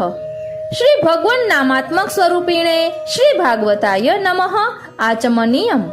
આ પાંચમા મંત્રથી ભગવાનના નામરૂપ શ્રીમદ ભાગવતને નમસ્કાર કરી આચમનીયમ સમર્પયામિ ઇદમ આચમનીયમ એમ આચમન કરવું, એમ આચમન આપવું. યદ પુરુષેણ હરીશા દેવા યજ્ઞ મતન્વત વસંતોસ્યાસી દાજ્યમ ગ્રીષ્મ ઇદ્મઃ શરદ્ધવિઃ. શ્રી ભગવાન નામાત્મક સ્વરૂપિણે શ્રી ભાગવતાય નમઃ સ્નાનમ. આ છઠ્ઠા મંત્રથી ભગવાનના નામરૂપ શ્રીમદ ભાગવતને નમસ્કાર કરી સ્નાનમ સમર્પયામિ ઇતિ સ્નાનમ એમ સ્નાન અર્પણ કરવું. તમ યજ્ઞમ બહિર્પી પ્રોક્ષન પુરુષમ જાતમગ્રતઃ તેના દેવા અયજંત સાધ્યા ઋષયશ્ચ યે. શ્રી ભગવાન નામાત્મક સ્વરૂપિણે શ્રી ભાગવતાય નમઃ વસ્ત્રમ. આ સાતમા મંત્રથી ભગવાનના નામરૂપ શ્રીમદ ભાગવતને નમસ્કાર કરી વસ્ત્રમ સમર્પયામિ ઇદમ વસ્ત્રમ એમ વસ્ત્ર અર્પણ કરવું. તસ્માદ યજ્ઞાત સર્વહુતઃ સંવૃતમ પૃષદાજ્યમ પશુંસ્તાશ્ચકે વાયવ્યાન આરણ્યા ગ્રામ્યાશ્ચયે. શ્રી ભગવાન નામાત્મક સ્વરૂપિણે શ્રી ભાગવતાય નમઃ યજ્ઞોપવિતમ. આ આઠમા મંત્રથી ભગવાનના નામરૂપ શ્રીમદ ભાગવતને નમસ્કાર કહી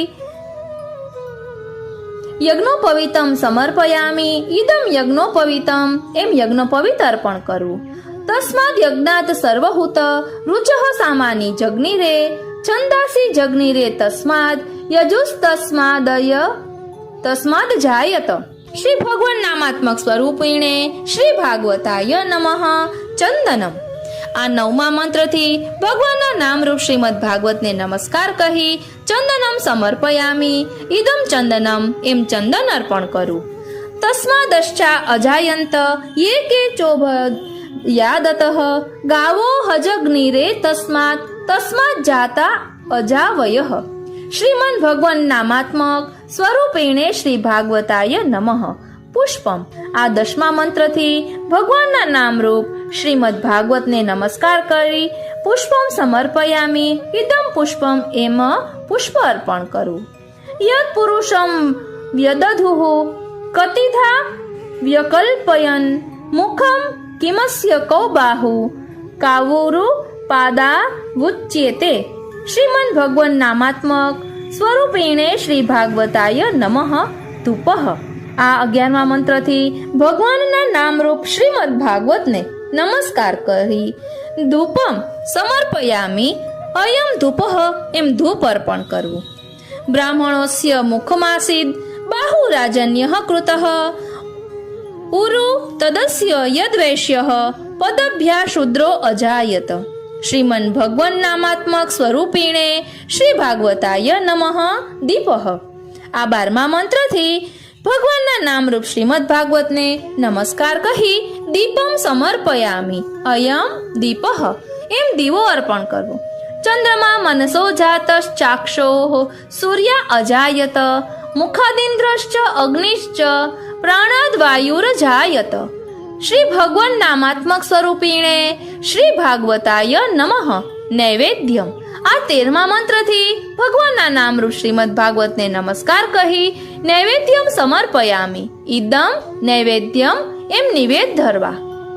નાભ્યા આસિદંતરિક્ષમ શિષ્ણોર્ધ્યો સમવર્તત પદભ્યામ ભૂમિર્દિશઃ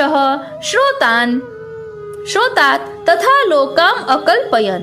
શ્રીમન ભગવાન નામાત્મક સ્વરૂપેણે શ્રી ભાગવતાય નમઃ. પૂગી ફલતાંબુલમ.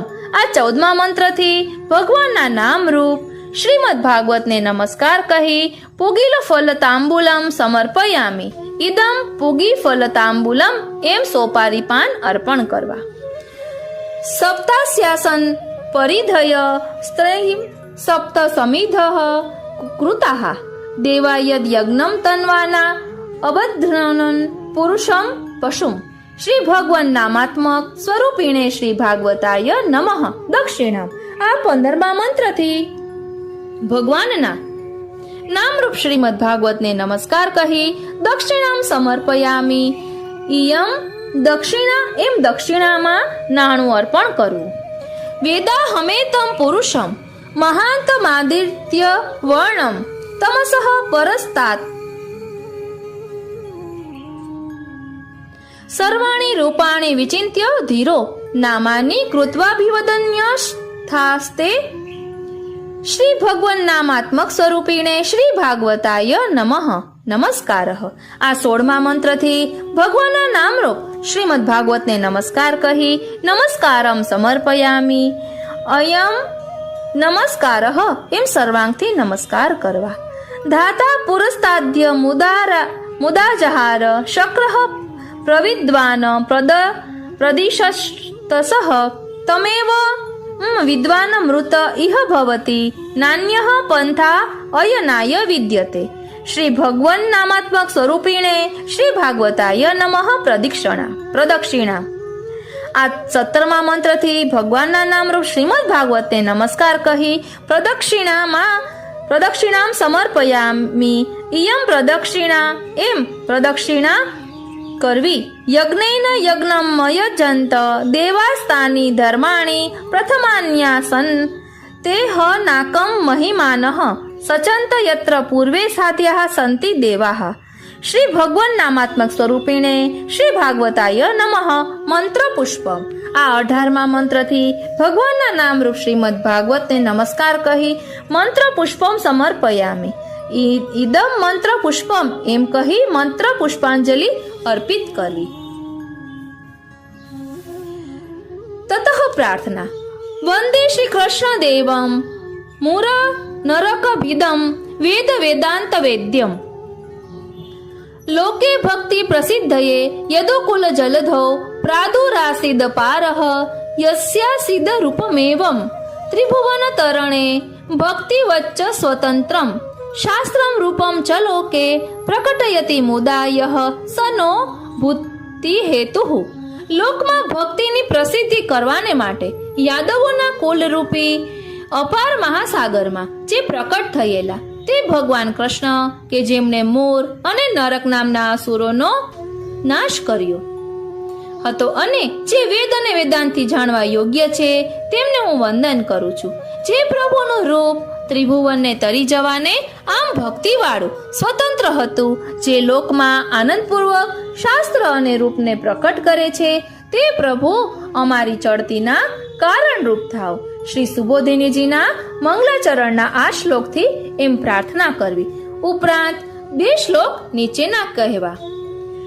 નમઃ કૃષ્ણ પદાબ્જાય ભક્તાભીષ્ટ પ્રદાયિને આરક્તમ રોચયેચ્છસ્વન મામકે હૃદયાંબુજે.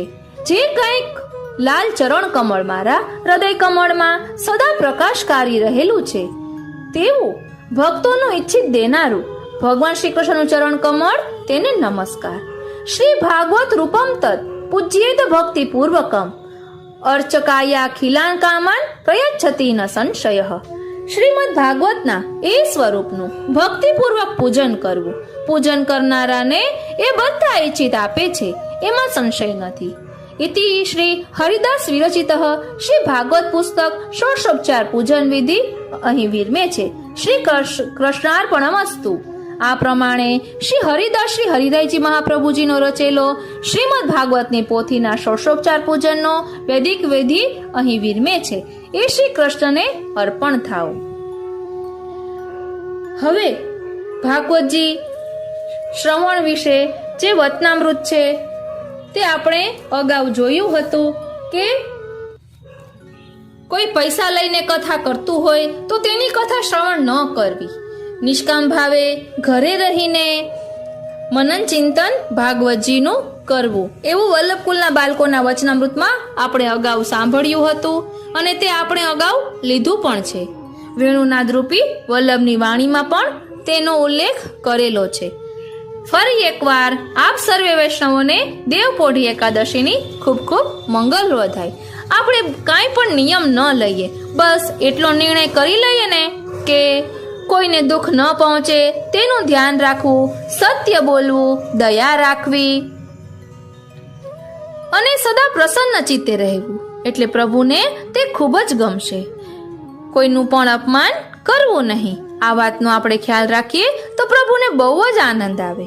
આજનો આ સત્સંગ શ્રીનાથજી, શ્રી યમુનાજી અને શ્રી મહાપ્રભુજીના ચરણારવિંદમાં સમર્પિત કરું છું. જય શ્રી કૃષ્ણ.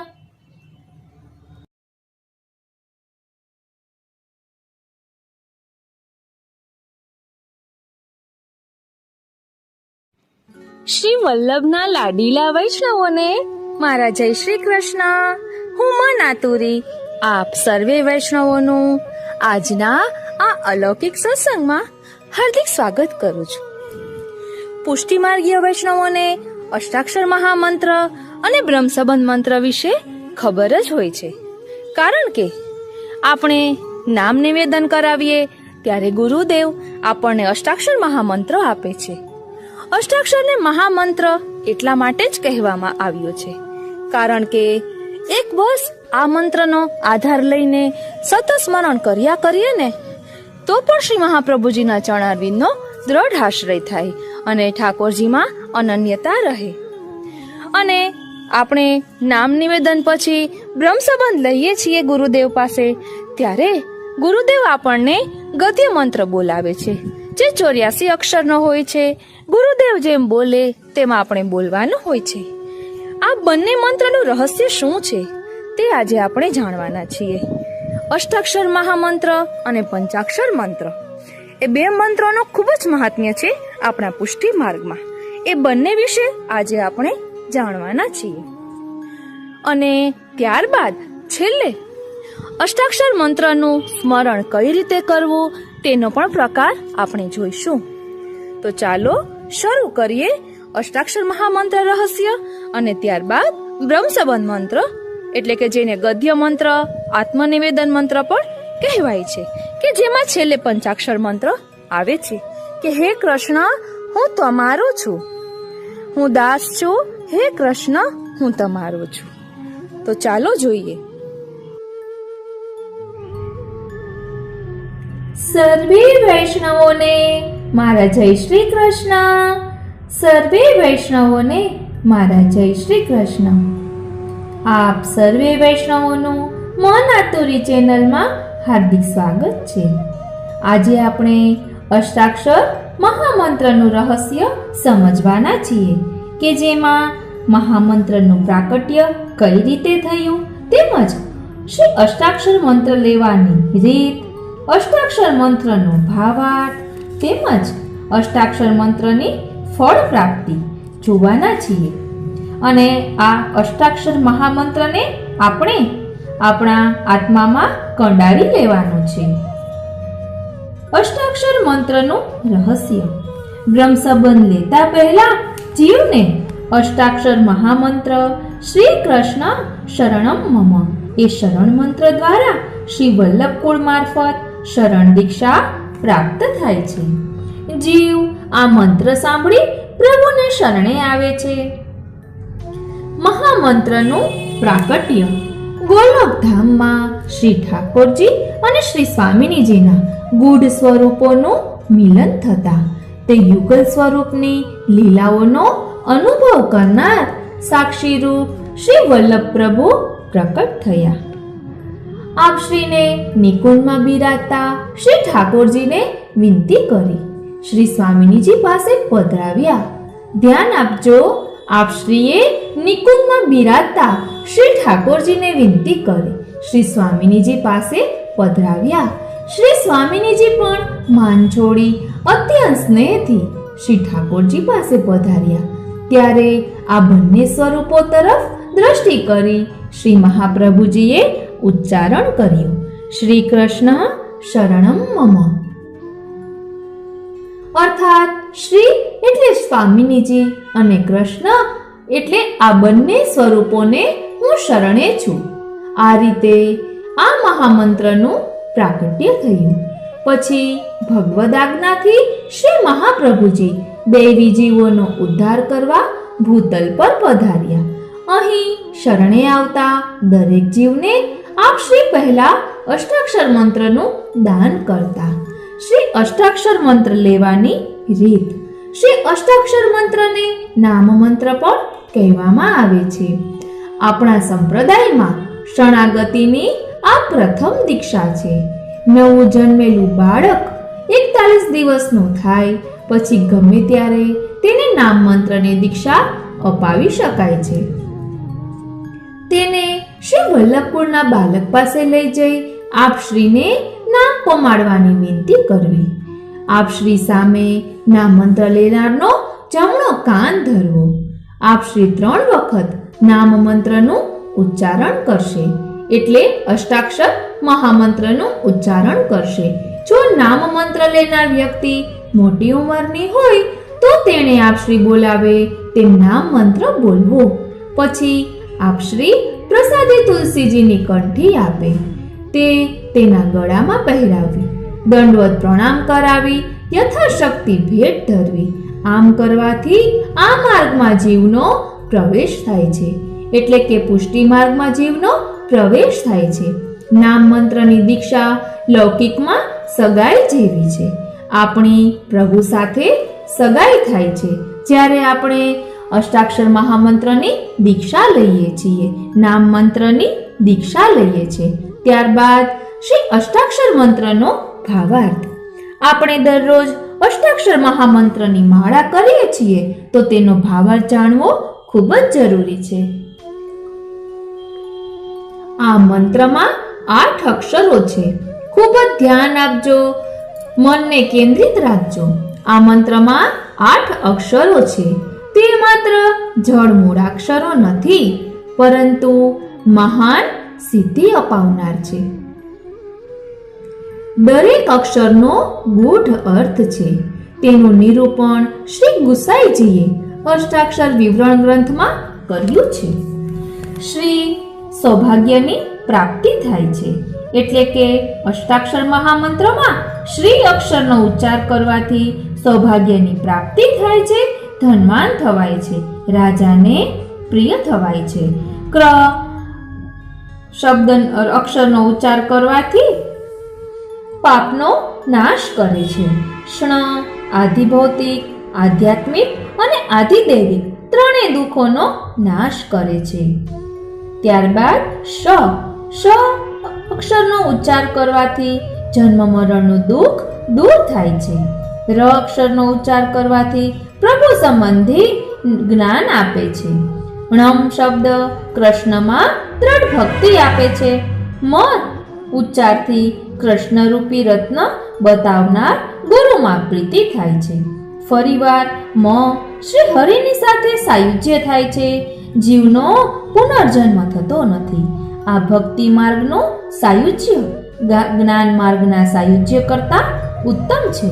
હવે આપણે શબ્દાર્થનો વિગતવાર વિચાર કરીએ. શ્રી સૌભાગ્ય આપે છે. સૌભાગ્ય એટલે સારું નસીબ. ગૃહસ્થાશ્રમનું સુખ. ગૃહસ્થાશ્રમના સુખ માટે પૈસો લક્ષ્મી જોઈએ. જે ભક્ત સતત શ્રી અષ્ટાક્ષર મહામંત્રનું રટણ કરે છે તેની પાસે લક્ષ્મી આપોઆપ આવે છે. લક્ષ્મીને શોધવા જવું પડતું નથી, કારણ સાચો ભક્ત હંમેશા નિરપેક્ષ હોય છે. નારાયણદાસ બ્રહ્મચારીને ત્યાં રાતમાં ધનના ઢગલા થતા હતા. તેઓ સવારે તેને બગાડ માની સાવરણીથી વાળી બહાર ફેંકી દેતા. પ્રભુ કૃપાએ મળેલ દ્રવ્યનો વિનિયોગ ભગવત કાર્યમાં સારી રીતે કરી શકાય છે. એટલે કે આપણે કોઈ પણ પૈસા જે કમાઈએ છીએ તે ભગવત કાર્યમાં વાપરવા જોઈએ. એ હેતુથી કમાઈએ તો તે કમાવું પણ એક સેવા છે. રાજાને પ્રિય બનાય એટલે ઉત્તમ કીર્તિ. લૌકિક દ્રષ્ટિએ આ ઉત્તમમાં ઉત્તમ સુખ છે, જે મેળવવા મનુષ્યને અથાગ પ્રયત્નો કરવા પડે છે. પરંતુ નિષ્કામ ભાવે શ્રી અષ્ટાક્ષર મહામંત્રનો અહર્નિશ જપ કરનારને તો માત્ર શ્રી અક્ષરના ઉચ્ચારથી જ એ સુખ મળે છે. ત્યારબાદ ક્રો અક્ષરનો ઉચ્ચાર કરવાથી આપણામાં મોટામાં મોટા પાપો નાશ પામે છે. આપણા મોટામાં મોટા પાપો નાશ પામે છે. સ્મૃતિ વગેરે શાસ્ત્રોમાં પાપના નિવારણ માટે જે ઉપાયો બતાવ્યા છે તે એટલા બધા અઘરા છે કે તેમ કરવાથી આપણું શરીર તદ્દન જર્જરિત થઈ જાય. જ્યાં સુધી કરેલા પાપો નાશ ન પામે ત્યાં સુધી ભક્તિ માર્ગમાં પ્રવેશ ન થાય. પાપ ત્રણ પ્રકારના છે. એક કાયિક એટલે જે શરીર દ્વારા થાય તે, બીજું વાચિક એટલે જે વાણી દ્વારા થાય તે, ત્રીજું માનસિક એટલે મન દ્વારા થાય તે. આ બધા પાપ દૂર કરવાનો અત્યંત સરળ રસ્તો શ્રી મહાપ્રભુજીએ બતાવ્યો છે કે શ્રી અષ્ટાક્ષર મહામંત્રનું અહર્નિશ રટણ કરતા ક્ર અક્ષરનો ઉચ્ચાર કરવો. તેથી બધા જ પાપ નાશ પામે છે. શ શબ્દનો ઉચ્ચાર કરવાથી જીવને ત્રણ પ્રકારના તાપ, દુઃખો, પીડા કરે છે. આધિભૌતિક, આધ્યાત્મિક અને આધિદૈવિક. આ દુઃખોને આપણે લૌકિક ભાષામાં આધિવ્યાધિ અને ઉપાધિ કહીએ છીએ. તેમાંથી મનુષ્ય મુક્ત થાય જ્યારે ષ્ણનો ઉચ્ચાર કરે, ત્યારે તેનું ચિત્ત નિર્મળ બને છે અને પ્રભુ સેવા સ્મરણમાં લાગે છે. આવી ચિત્તની નિર્મળતા અન્ય કોઈ સાધનથી સરળતાથી થતી નથી. તે કેવળ પ્રભુના શરણે જવાથી જ થાય છે. આ અક્ષરના ઉચ્ચારથી મનુષ્યના ત્રણેય પ્રકારના તાપ અથવા તો દુઃખ નાશ પામતા વાસનાઓ નિર્મૂળ થાય છે અને અંતઃકરણ શુદ્ધ બને છે. શ વર્ણના ઉચ્ચારથી જન્મ મરણના ફેરામાંથી મુક્તિ મળે છે. જીવને 184 યોનિમાં ભટકવું પડતું નથી. તેથી અહંતા મમતા છૂટી જતા તેના સંસારની નિવૃત્તિ થાય છે અને તેથી ભગવત સ્વરૂપાનંદનો તે અધિકારી બને છે. ર વર્ણનો ઉચ્ચાર કરવાથી જે જીવની સંસારમાંથી આસક્તિ છૂટી જાય છે તેને લૌકિક સુખ તુચ્છ લાગે છે. તેને તો હવે પ્રભુ પ્રાપ્તિની જ કેવળ ઝંખના હોય છે. તેથી પ્રભુ કોણ છે તેમને સ્વરૂપ કેવું છે, જીવનું સ્વરૂપ કેવું છે, જીવ કેવી રીતે પ્રભુની પ્રસન્નતા પ્રાપ્ત કરી શકે, આ બધી બાબતો જાણવાની જિજ્ઞાસા તેની ર અક્ષરના ઉચ્ચારણથી જાગે છે. તેની જિજ્ઞાસા આ મહામંત્રના રટણથી સંતોષાતા પ્રભુના મહાત્મ્યનું જ્ઞાન તેને થાય છે. ણમ શબ્દના ઉચ્ચારથી પ્રભુના મહાત્મ્યને જાણીને તેમનામાં સુદૃઢ અને સર્વથી અધિક એવો પ્રેમ રાખવામાં આવે તેનું નામ ભક્તિ. આવો પ્રભુ પ્રત્યેનો પ્રેમ વર્ણના ઉચ્ચારણથી પ્રાપ્ત થાય છે. પ્રભુ ભક્તિનું દાન બધાને કરતા નથી. ધ્યાન આપજો, પ્રભુ ભક્તિનું દાન બધાને કરતા નથી. ભક્તિ જ્ઞાન કરતા પણ ઉત્તમ છે. પ્રભુ જે જીવના ઉપર કૃપા કરે તેને જ ભક્તિનું દાન કરે છે. ભક્તિ માર્ગમાં પ્રવેશ માટે શ્રી ગુરુદેવની ખાસ જરૂર છે. પ્રભુને બતાવનાર શ્રી ગુરુદેવ છે. તેમની કૃપાથી જ આપણને સેવા કરવાનો અધિકાર મળે છે. શ્રી ગુરુદેવ જ આપણને પ્રભુના દર્શન કરાવી શકે છે. માટે પ્રભુ પર પ્રીતિ થતા પહેલા શ્રી ગુરુદેવ પર પ્રીતિ થવી જોઈએ. આવી પ્રીતિ મવર્ણના ઉચ્ચારથી થાય છે. ત્યારે શ્રી ગુરુદેવ આપણા અજ્ઞાન રૂપી અંધકારનો નાશ કરે છે.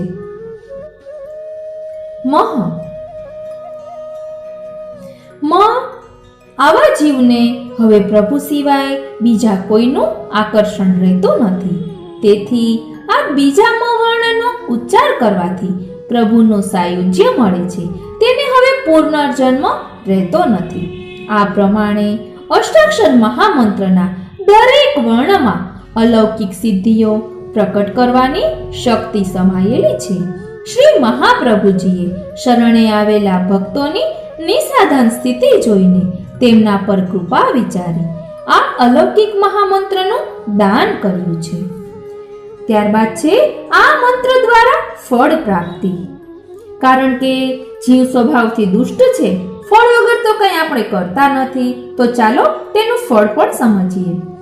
ઉપર જણાવ્યા પ્રમાણે આ મહામંત્રનું અહર્નિશ દિનતાપૂર્વક રટણ કરવાથી જીવના બધા રોગ, બધા દુઃખ અને બધા પાપ દૂર બતાવે છે. તેને દૂર થાય છે.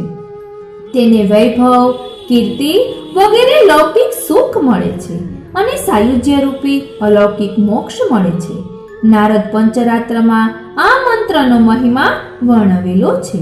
શ્રી વિઠ્ઠલનાથજી વિરચિત શ્રી અષ્ટાક્ષર મંત્રાર્થ નિરૂપણમ ગ્રંથમાં પણ વિસ્તારપૂર્વક સમજાવેલ છે. આ મહામંત્રના અહર્નિશ રટણથી પ્રાપ્ત થનારા બીજા લૌકિક ફળ નીચે મુજબના છે. ભૂત પિશાચ વગેરે તથા વાઘ, ચોર વગેરેના સંકટમાં શ્રી કૃષ્ણ મંત્રનો જપ કરે તેના શત્રુ સાપને જોઈને ઉંદરોની માફક મિત્ર થાય છે. આ બધું શ્રી ગુસાઈજીએ એટલે દર્શાવ્યું છે કે કોઈ સકામ ભક્ત હોય તો આ બહાને પણ અષ્ટાક્ષર મહામંત્રનો જાપ કરે. કારણ કે એ સકામ ભક્તિ કરતા કરતા ક્યારે નિષ્કામમાં બદલાઈ જશે તેની ખબર પણ નહીં પડે. કારણ કે અષ્ટાક્ષર આપણને રાહ બતાવે છે, આપણી મુશ્કેલીઓમાં આપણને દિશા દર્શાવે છે. એટલે કોઈ પણ ભાવે શરૂઆત તો કરવી જ જોઈએ. પછી આગળ કહે છે કે તેની દુષ્ટ ક્રિયાઓ, સર્વ અનિષ્ટો, સર્વનાશ કરનાર દુષ્ટ ગ્રહો પણ નાશ પામે છે અને તેના હૃદયમાં સદા આનંદ સ્વરૂપ શ્રી કૃષ્ણ બિરાજે છે. આમ ગમે તેવા સંકટમાં હોઈએ પણ જો તે વખતે શુદ્ધ હૃદયથી અષ્ટાક્ષર મંત્રનું સ્મરણ કરીએ તો સંકટો આપોઆપ દૂર થાય છે. માટે જ શ્રી મહાપ્રભુજી આજ્ઞા કરે છે, તસ્માત સર્વાત્મના નિત્યમ શ્રી કૃષ્ણ શરણમ મમ વદદ્ભિરેવ સતતમ સ્થેય મિત્યેવ મે મતિઃ. તેથી સર્વાત્મ ભાવપૂર્વક હંમેશા શ્રી કૃષ્ણ શરણમ મમ સતત બોલતા રહેવું એવો મારો એટલે કે શ્રી મહાપ્રભુજીનો અભિપ્રાય છે. ખૂબ જ ધ્યાન આપજો કે અહીં શ્રી મહાપ્રભુજી શું આજ્ઞા કરી રહ્યા છે. આપ શ્રી કહી રહ્યા છે કે તેથી સર્વાત્મ ભાવપૂર્વક, સર્વાત્મ ભાવ ઉપર અહીં ભાર આપવામાં આવ્યો છે કે સર્વાત્મ ભાવપૂર્વક હંમેશા શ્રી કૃષ્ણ શરણમ મમ સતત બોલતા રહેવું એવો મારો એટલે કે શ્રી મહાપ્રભુજીનો અભિપ્રાય છે. શ્રી ગુસાઈજીની પણ આજ્ઞા છે યદુક્તમ તાત ચરણેહિ શ્રી કૃષ્ણ શરણમ મમ અત એવાસ્તિ નૈશ્ચિંત્ય મેહિકે પારલૌકિકે. જ્યારથી શ્રી તાત ચરણ એટલે કે શ્રી મહાપ્રભુજીએ શ્રી કૃષ્ણ શરણમ મમ કહ્યું છે ત્યારથી આ લોક સંબંધી અને પરલોક સંબંધી સર્વે કાર્યોમાં નિશ્ચિંતતા થઈ છે. શ્રી હરિરાયજી શિક્ષાપત્રમાં આજ્ઞા કરે છે કે અમારે સંપત્તિમાં અને આપત્તિમાં દરેક સમયે શ્રી આચાર્યજી મહાપ્રભુજીએ કહેલો શ્રી કૃષ્ણ શરણમ મમ. આ અષ્ટાક્ષર મંત્ર જ સાધન રૂપ અને ફલરૂપ છે. શ્રી અષ્ટાક્ષર મંત્રનો જપ કરવાની રીત. અહીં જપ કરવાની રીત પણ દર્શાવવામાં આવી છે. પ્રથમ વિપ્રયોગ રસાત્મક સ્વરૂપ શ્રી મહાપ્રભુજીનું ધ્યાન કરી પ્રણામ કરવા, પછી બ્રહ્મ સંબંધ આપનાર શ્રી ગુરુદેવનું સ્મરણ કરી તેમને પ્રણામ કરવા. આ પ્રમાણે પ્રણામ કરી શ્રી અષ્ટાક્ષર મંત્ર અર્થ સાથે વિચારતા તેનો 108 વખત જપ કરવો કે તેથી વધુ જેટલા થાય તેટલા જપ કરવા. હજુ શ્રી હરિરાય મહાપ્રભુજીએ અષ્ટાક્ષર મંત્રનું મહત્વ શિક્ષાપત્રમાં દર્શાવ્યું છે, તે પણ આપણે જોઈ લઈએ. શ્રી હરિરાય મહાપ્રભુજી 19મા શિક્ષાપત્રમાં આપ સમજાવી રહ્યા છે. યહ कराल कलिकाल में कुसंगते सत्पुरुषन की हु बुद्धि नाश पावत है, तहाँ सत्संग तो अत्यंत दुर्लभ है. तासो निरंतर अष्टाक्षर मंत्र को उच्चार करके मन श्रीमद आचार्य शरण करनो. सो निरूपण है ऊपर कहे ता प्रकार वैष्णव तत्पर रहे तो फल सिद्ध होय. तामे यह कलिकाल महाबाधक है, या सो बचे तो फल सिद्ध होय. सो आगे कहत है. अब ऐसो कराल कलिकाल है जहाँ में सत्पुरुष की हो मति कुसंगते नष्ट हो जाए. यानी यह अब तो जो काल वर्तमान है सो महाकराल है. प्रसिद्ध याको प्रवाह देखियत है. काहे ते जो सत्पुरुष की मति हो कुसंगति ते भ्रष्ट भई है, तो अज्ञानी की बुद्धि भ्रष्ट होय या में कहा कहनो. ऐसो कठिन काल आयो है. तहाँ कोई कहे जो सत्पुरुष की बुद्धि क्यों भ्रष्ट भई, तहाँ कहत है. એટલે અહીં સત્પુરુષોની બુદ્ધિ પણ ભ્રષ્ટ થઈ રહી છે તેનું વર્ણન કરી રહ્યા છે. આગળ કહે છે सत्संग दुर्लभ है. जहाँ सत्संग में सत्पुरुष के प्रसंग सो श्री कृष्ण के चरित्र करके युक्त ऐसी कथा नित्य होत है. એટલે અહીં સમજાવે છે કે સત્સંગ તો बहुत दुर्लभ है, मिलत नहीं. निरंतर दुसंगते सब प्राणी की बुद्धि नाश भई है. एक क्षण हो भगवदीय को प्रसंग दुर्लभ भयो है तो सदा कहते होय. जब निरंतर भगवदियों के संग होय, कृष्ण की कथा कृष्ण की लीला प्रीति सो सुने, नित्य श्री कृष्ण की सेवा करे. सो जो भगवदीय आप हो भगवत सेवा करत होय, कथा लीला सुनत होय, ऐसो भगवदीय होय आप हु करे और को बतावे, ताको संग करे. जैसे भिंजियो कपड़ा होय सो सूखे कपड़ा को भिंजावे, तैसे ही आप भगवत धर्म में तत्पर होय और हु को तत्पर करे.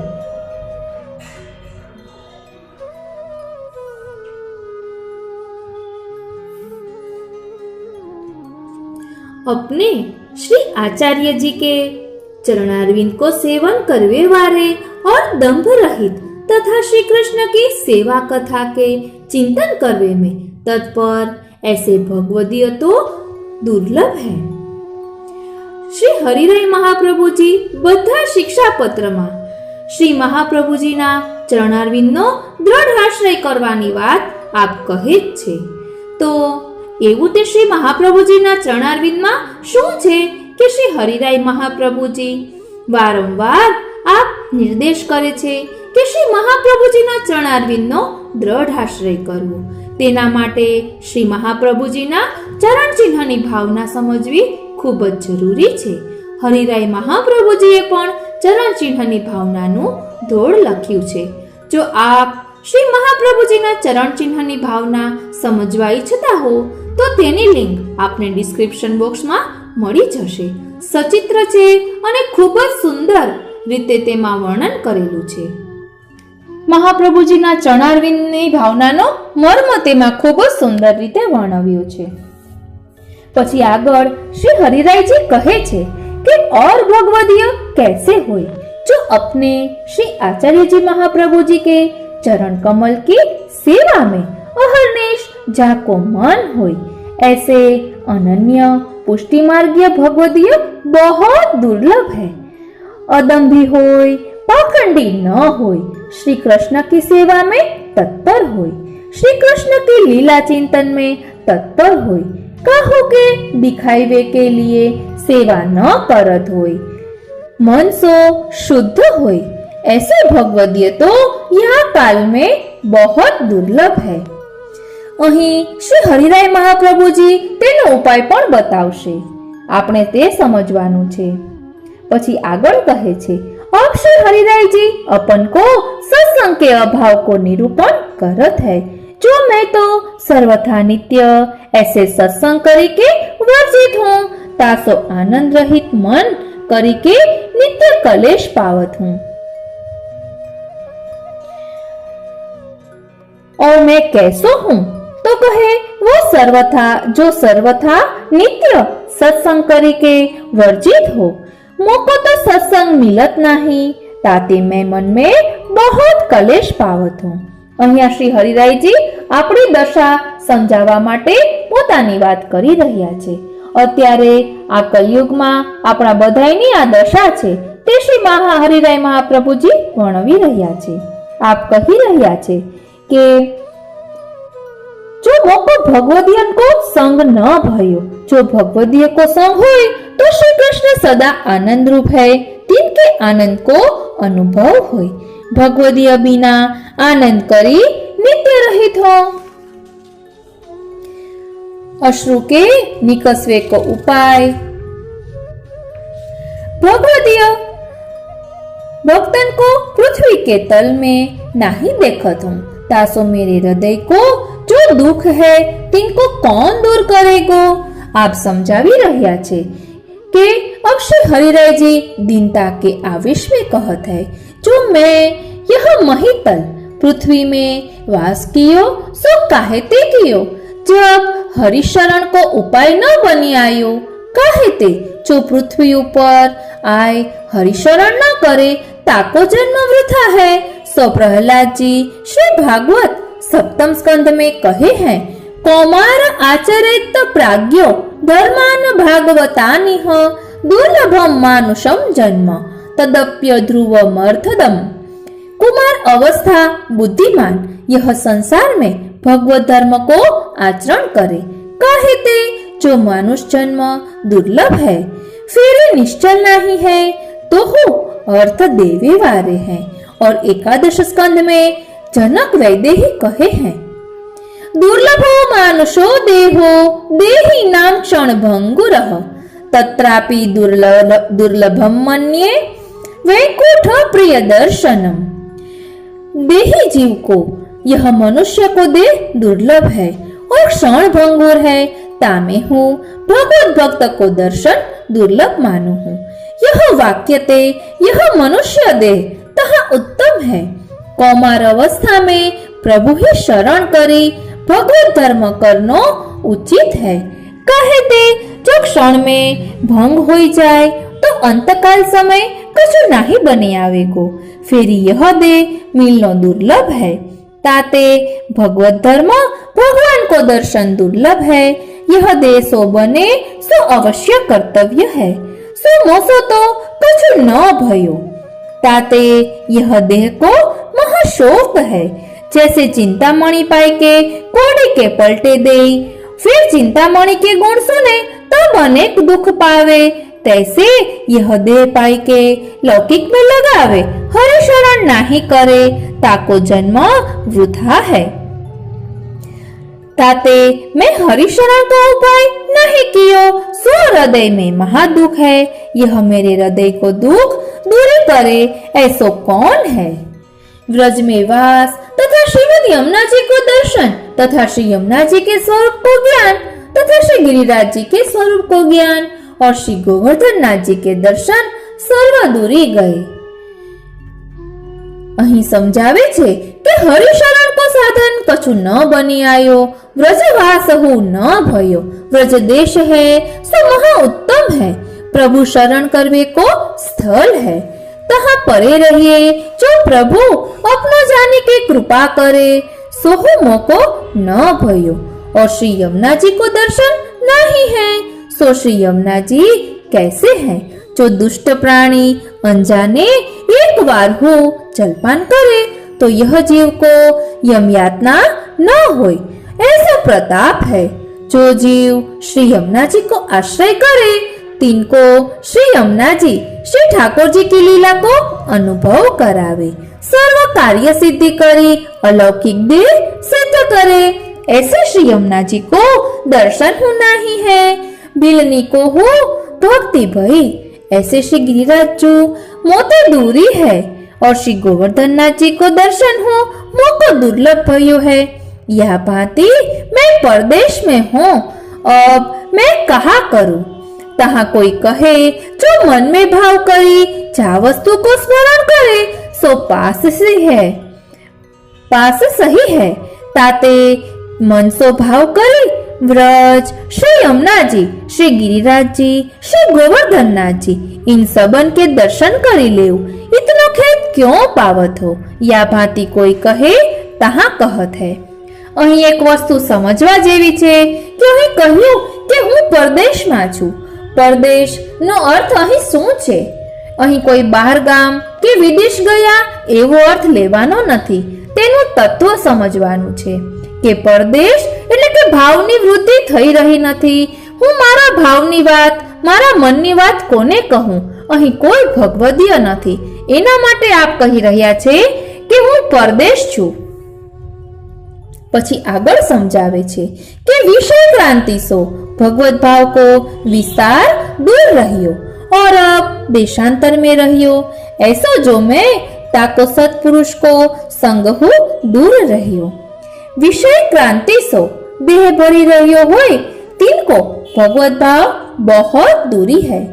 जिनको हृदय शुद्ध होय अष्ट प्रहर लौकिक नाही स्फुरे, मन में भगवत स्मरण रहे, तिनको भावना सो सगरी वस्तु सिद्ध है। ध्यान आपजो, लौकिक में रहवा छता चित्त भगवत स्मरण कर्या करे तो तेने कई पण बाधक थतुं नथी, तेने बधुं सिद्ध थाय छे। और मोको विषय आवेश करी भगवत भाव दूरी है।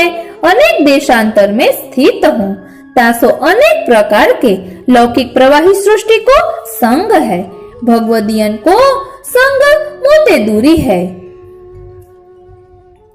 भगवदीय मिले तब उनसो मिली के भगवत भाव विचारे, सो मोते दूरी है। ताते मन में खेद बहुत होते है। सत्संग के अभाव सो भगवत कथा दूरी है। तासो हृदय की विमुखता यानी बहिर्मुखता हुई है। ऐसे प्रकार को जो मैं ताको निरंतर श्री कृष्ण आश्रय हो। અહીં આપ કહી રહ્યા છે જો ભગવદીય હોય તો શ્રી સુબોધિની जी आदि भावात्मक कथा कहे, सो सुनी के हृदय में भाव उत्पन्न होय सो भगवदीय मोते दूरी है। ताते भावात्मक कथा हो मोते दूरी है। ताते हृदय ते विमुक्ता छाई रही है। सो या भांति सर्व साधन करी रहित हूँ। यह देशांतर में स्थित हूँ, ऐसो जो मैं ताको श्री कृष्ण ही शरण दो। जब और कुछ न बने तब शरण की भावना करत हूँ और मैं कहा करूँ। सो श्री आचार्य जी महाप्रभु श्री कृष्णाश्रय में कहे हैं, विवेक धैर्य भक्ति आदि रहितस्य विशेषतः पापासक्तस्य दीनस्य कृष्ण एव गतिर्मम। विवेक धैर्य भक्ति आदि सो रहित विशेष करके पाप में आसक्त और दीन ऐसो जो मैं तीन को गति यानी आश्रय स्थान श्री कृष्ण ही है। विवेक धैर्य भक्ति आदि सर्व धर्म करी रहित होय, पापासक्त होय, अति दीन होय, सो श्री कृष्ण को शरण करे। ताते मैं सर्व साधन करी रहित हूँ, तासो निरंतर श्री कृष्ण ही शरण किए हैं। कौन जाने कृपा के निधि श्री कृष्ण कहा करेंगे, सो मैं नहीं जानत हूँ, तो हूँ मन को श्री आचार्य जी रूप एक शरण करूं। सो यह मैं नहीं जानत जो श्री कृष्ण कहा करवे वाले हैं, मेरी कहा गति करेंगे, सो जानी नहीं जात है। परंतु इतनो श्री आचार्य जी महाप्रभु जी की कृपा ते जानत हूँ, जो श्री कृष्ण दयानिधि है, अपने निज भक्तन पर निश्चय कृपा करत है। આપણે ધ્યાન દેવાનું છે કે શ્રી આચાર્ય મહાપ્રભુજીએ આપણને સમજાવ્યું છે કે શ્રી કૃષ્ણ દયાનિધિ है, अपने निज भक्तन पर निश्चय कृपा करत है। ताते मैं एक श्री आचार्य जी के चरण कमल की शरण अपने मन ते करी रह्यो हूँ, ता करी श्री कृष्ण हूँ कृपा करेंगे। એટલે શ્રી મહાપ્રભુજીના ચરણારવિંદનો દ્રઢ આશ્રય કર્યો છે, એટલે શ્રી કૃષ્ણ પણ કૃપા કરશે, એમ અહીં શ્રી હરિરાય મહાપ્રભુ કહી રહ્યા છે। यह कही के यह जताई जो श्री आचार्य जी की शरण जीव आयो है, तिनके सगळे कार्य सिद्ध होंगे। ब्रज श्री यमुना जी, श्री गिरिराज जी, श्री जी की सगरी लीला इनको अनुभव होएगो, और जो श्री आचार्य जी की शरण नहीं आयो तिनको कछु फल सिद्धि नहीं है। ताते श्री वल्लभाचार्य जी की शरण मन कियो है, या आश्रय करी अपने मन को समझाए हैं। सर्व वृतांत सहित विशेष प्रेम जी नाम के पत्र सो जाननो, यह केवल बोध करी के ही मेरो मन कछु स्वस्थ है। अब श्री हरिराय जी लिखत है जो विशेष समाचार प्रेम जी के पत्र ते जानोगे। श्री महाप्रभु जी की शरण करी के किंचित मन में स्वास्थ्य है, जो श्री महाप्रभु जी कृपा करी अपनी ओर देखेंगे।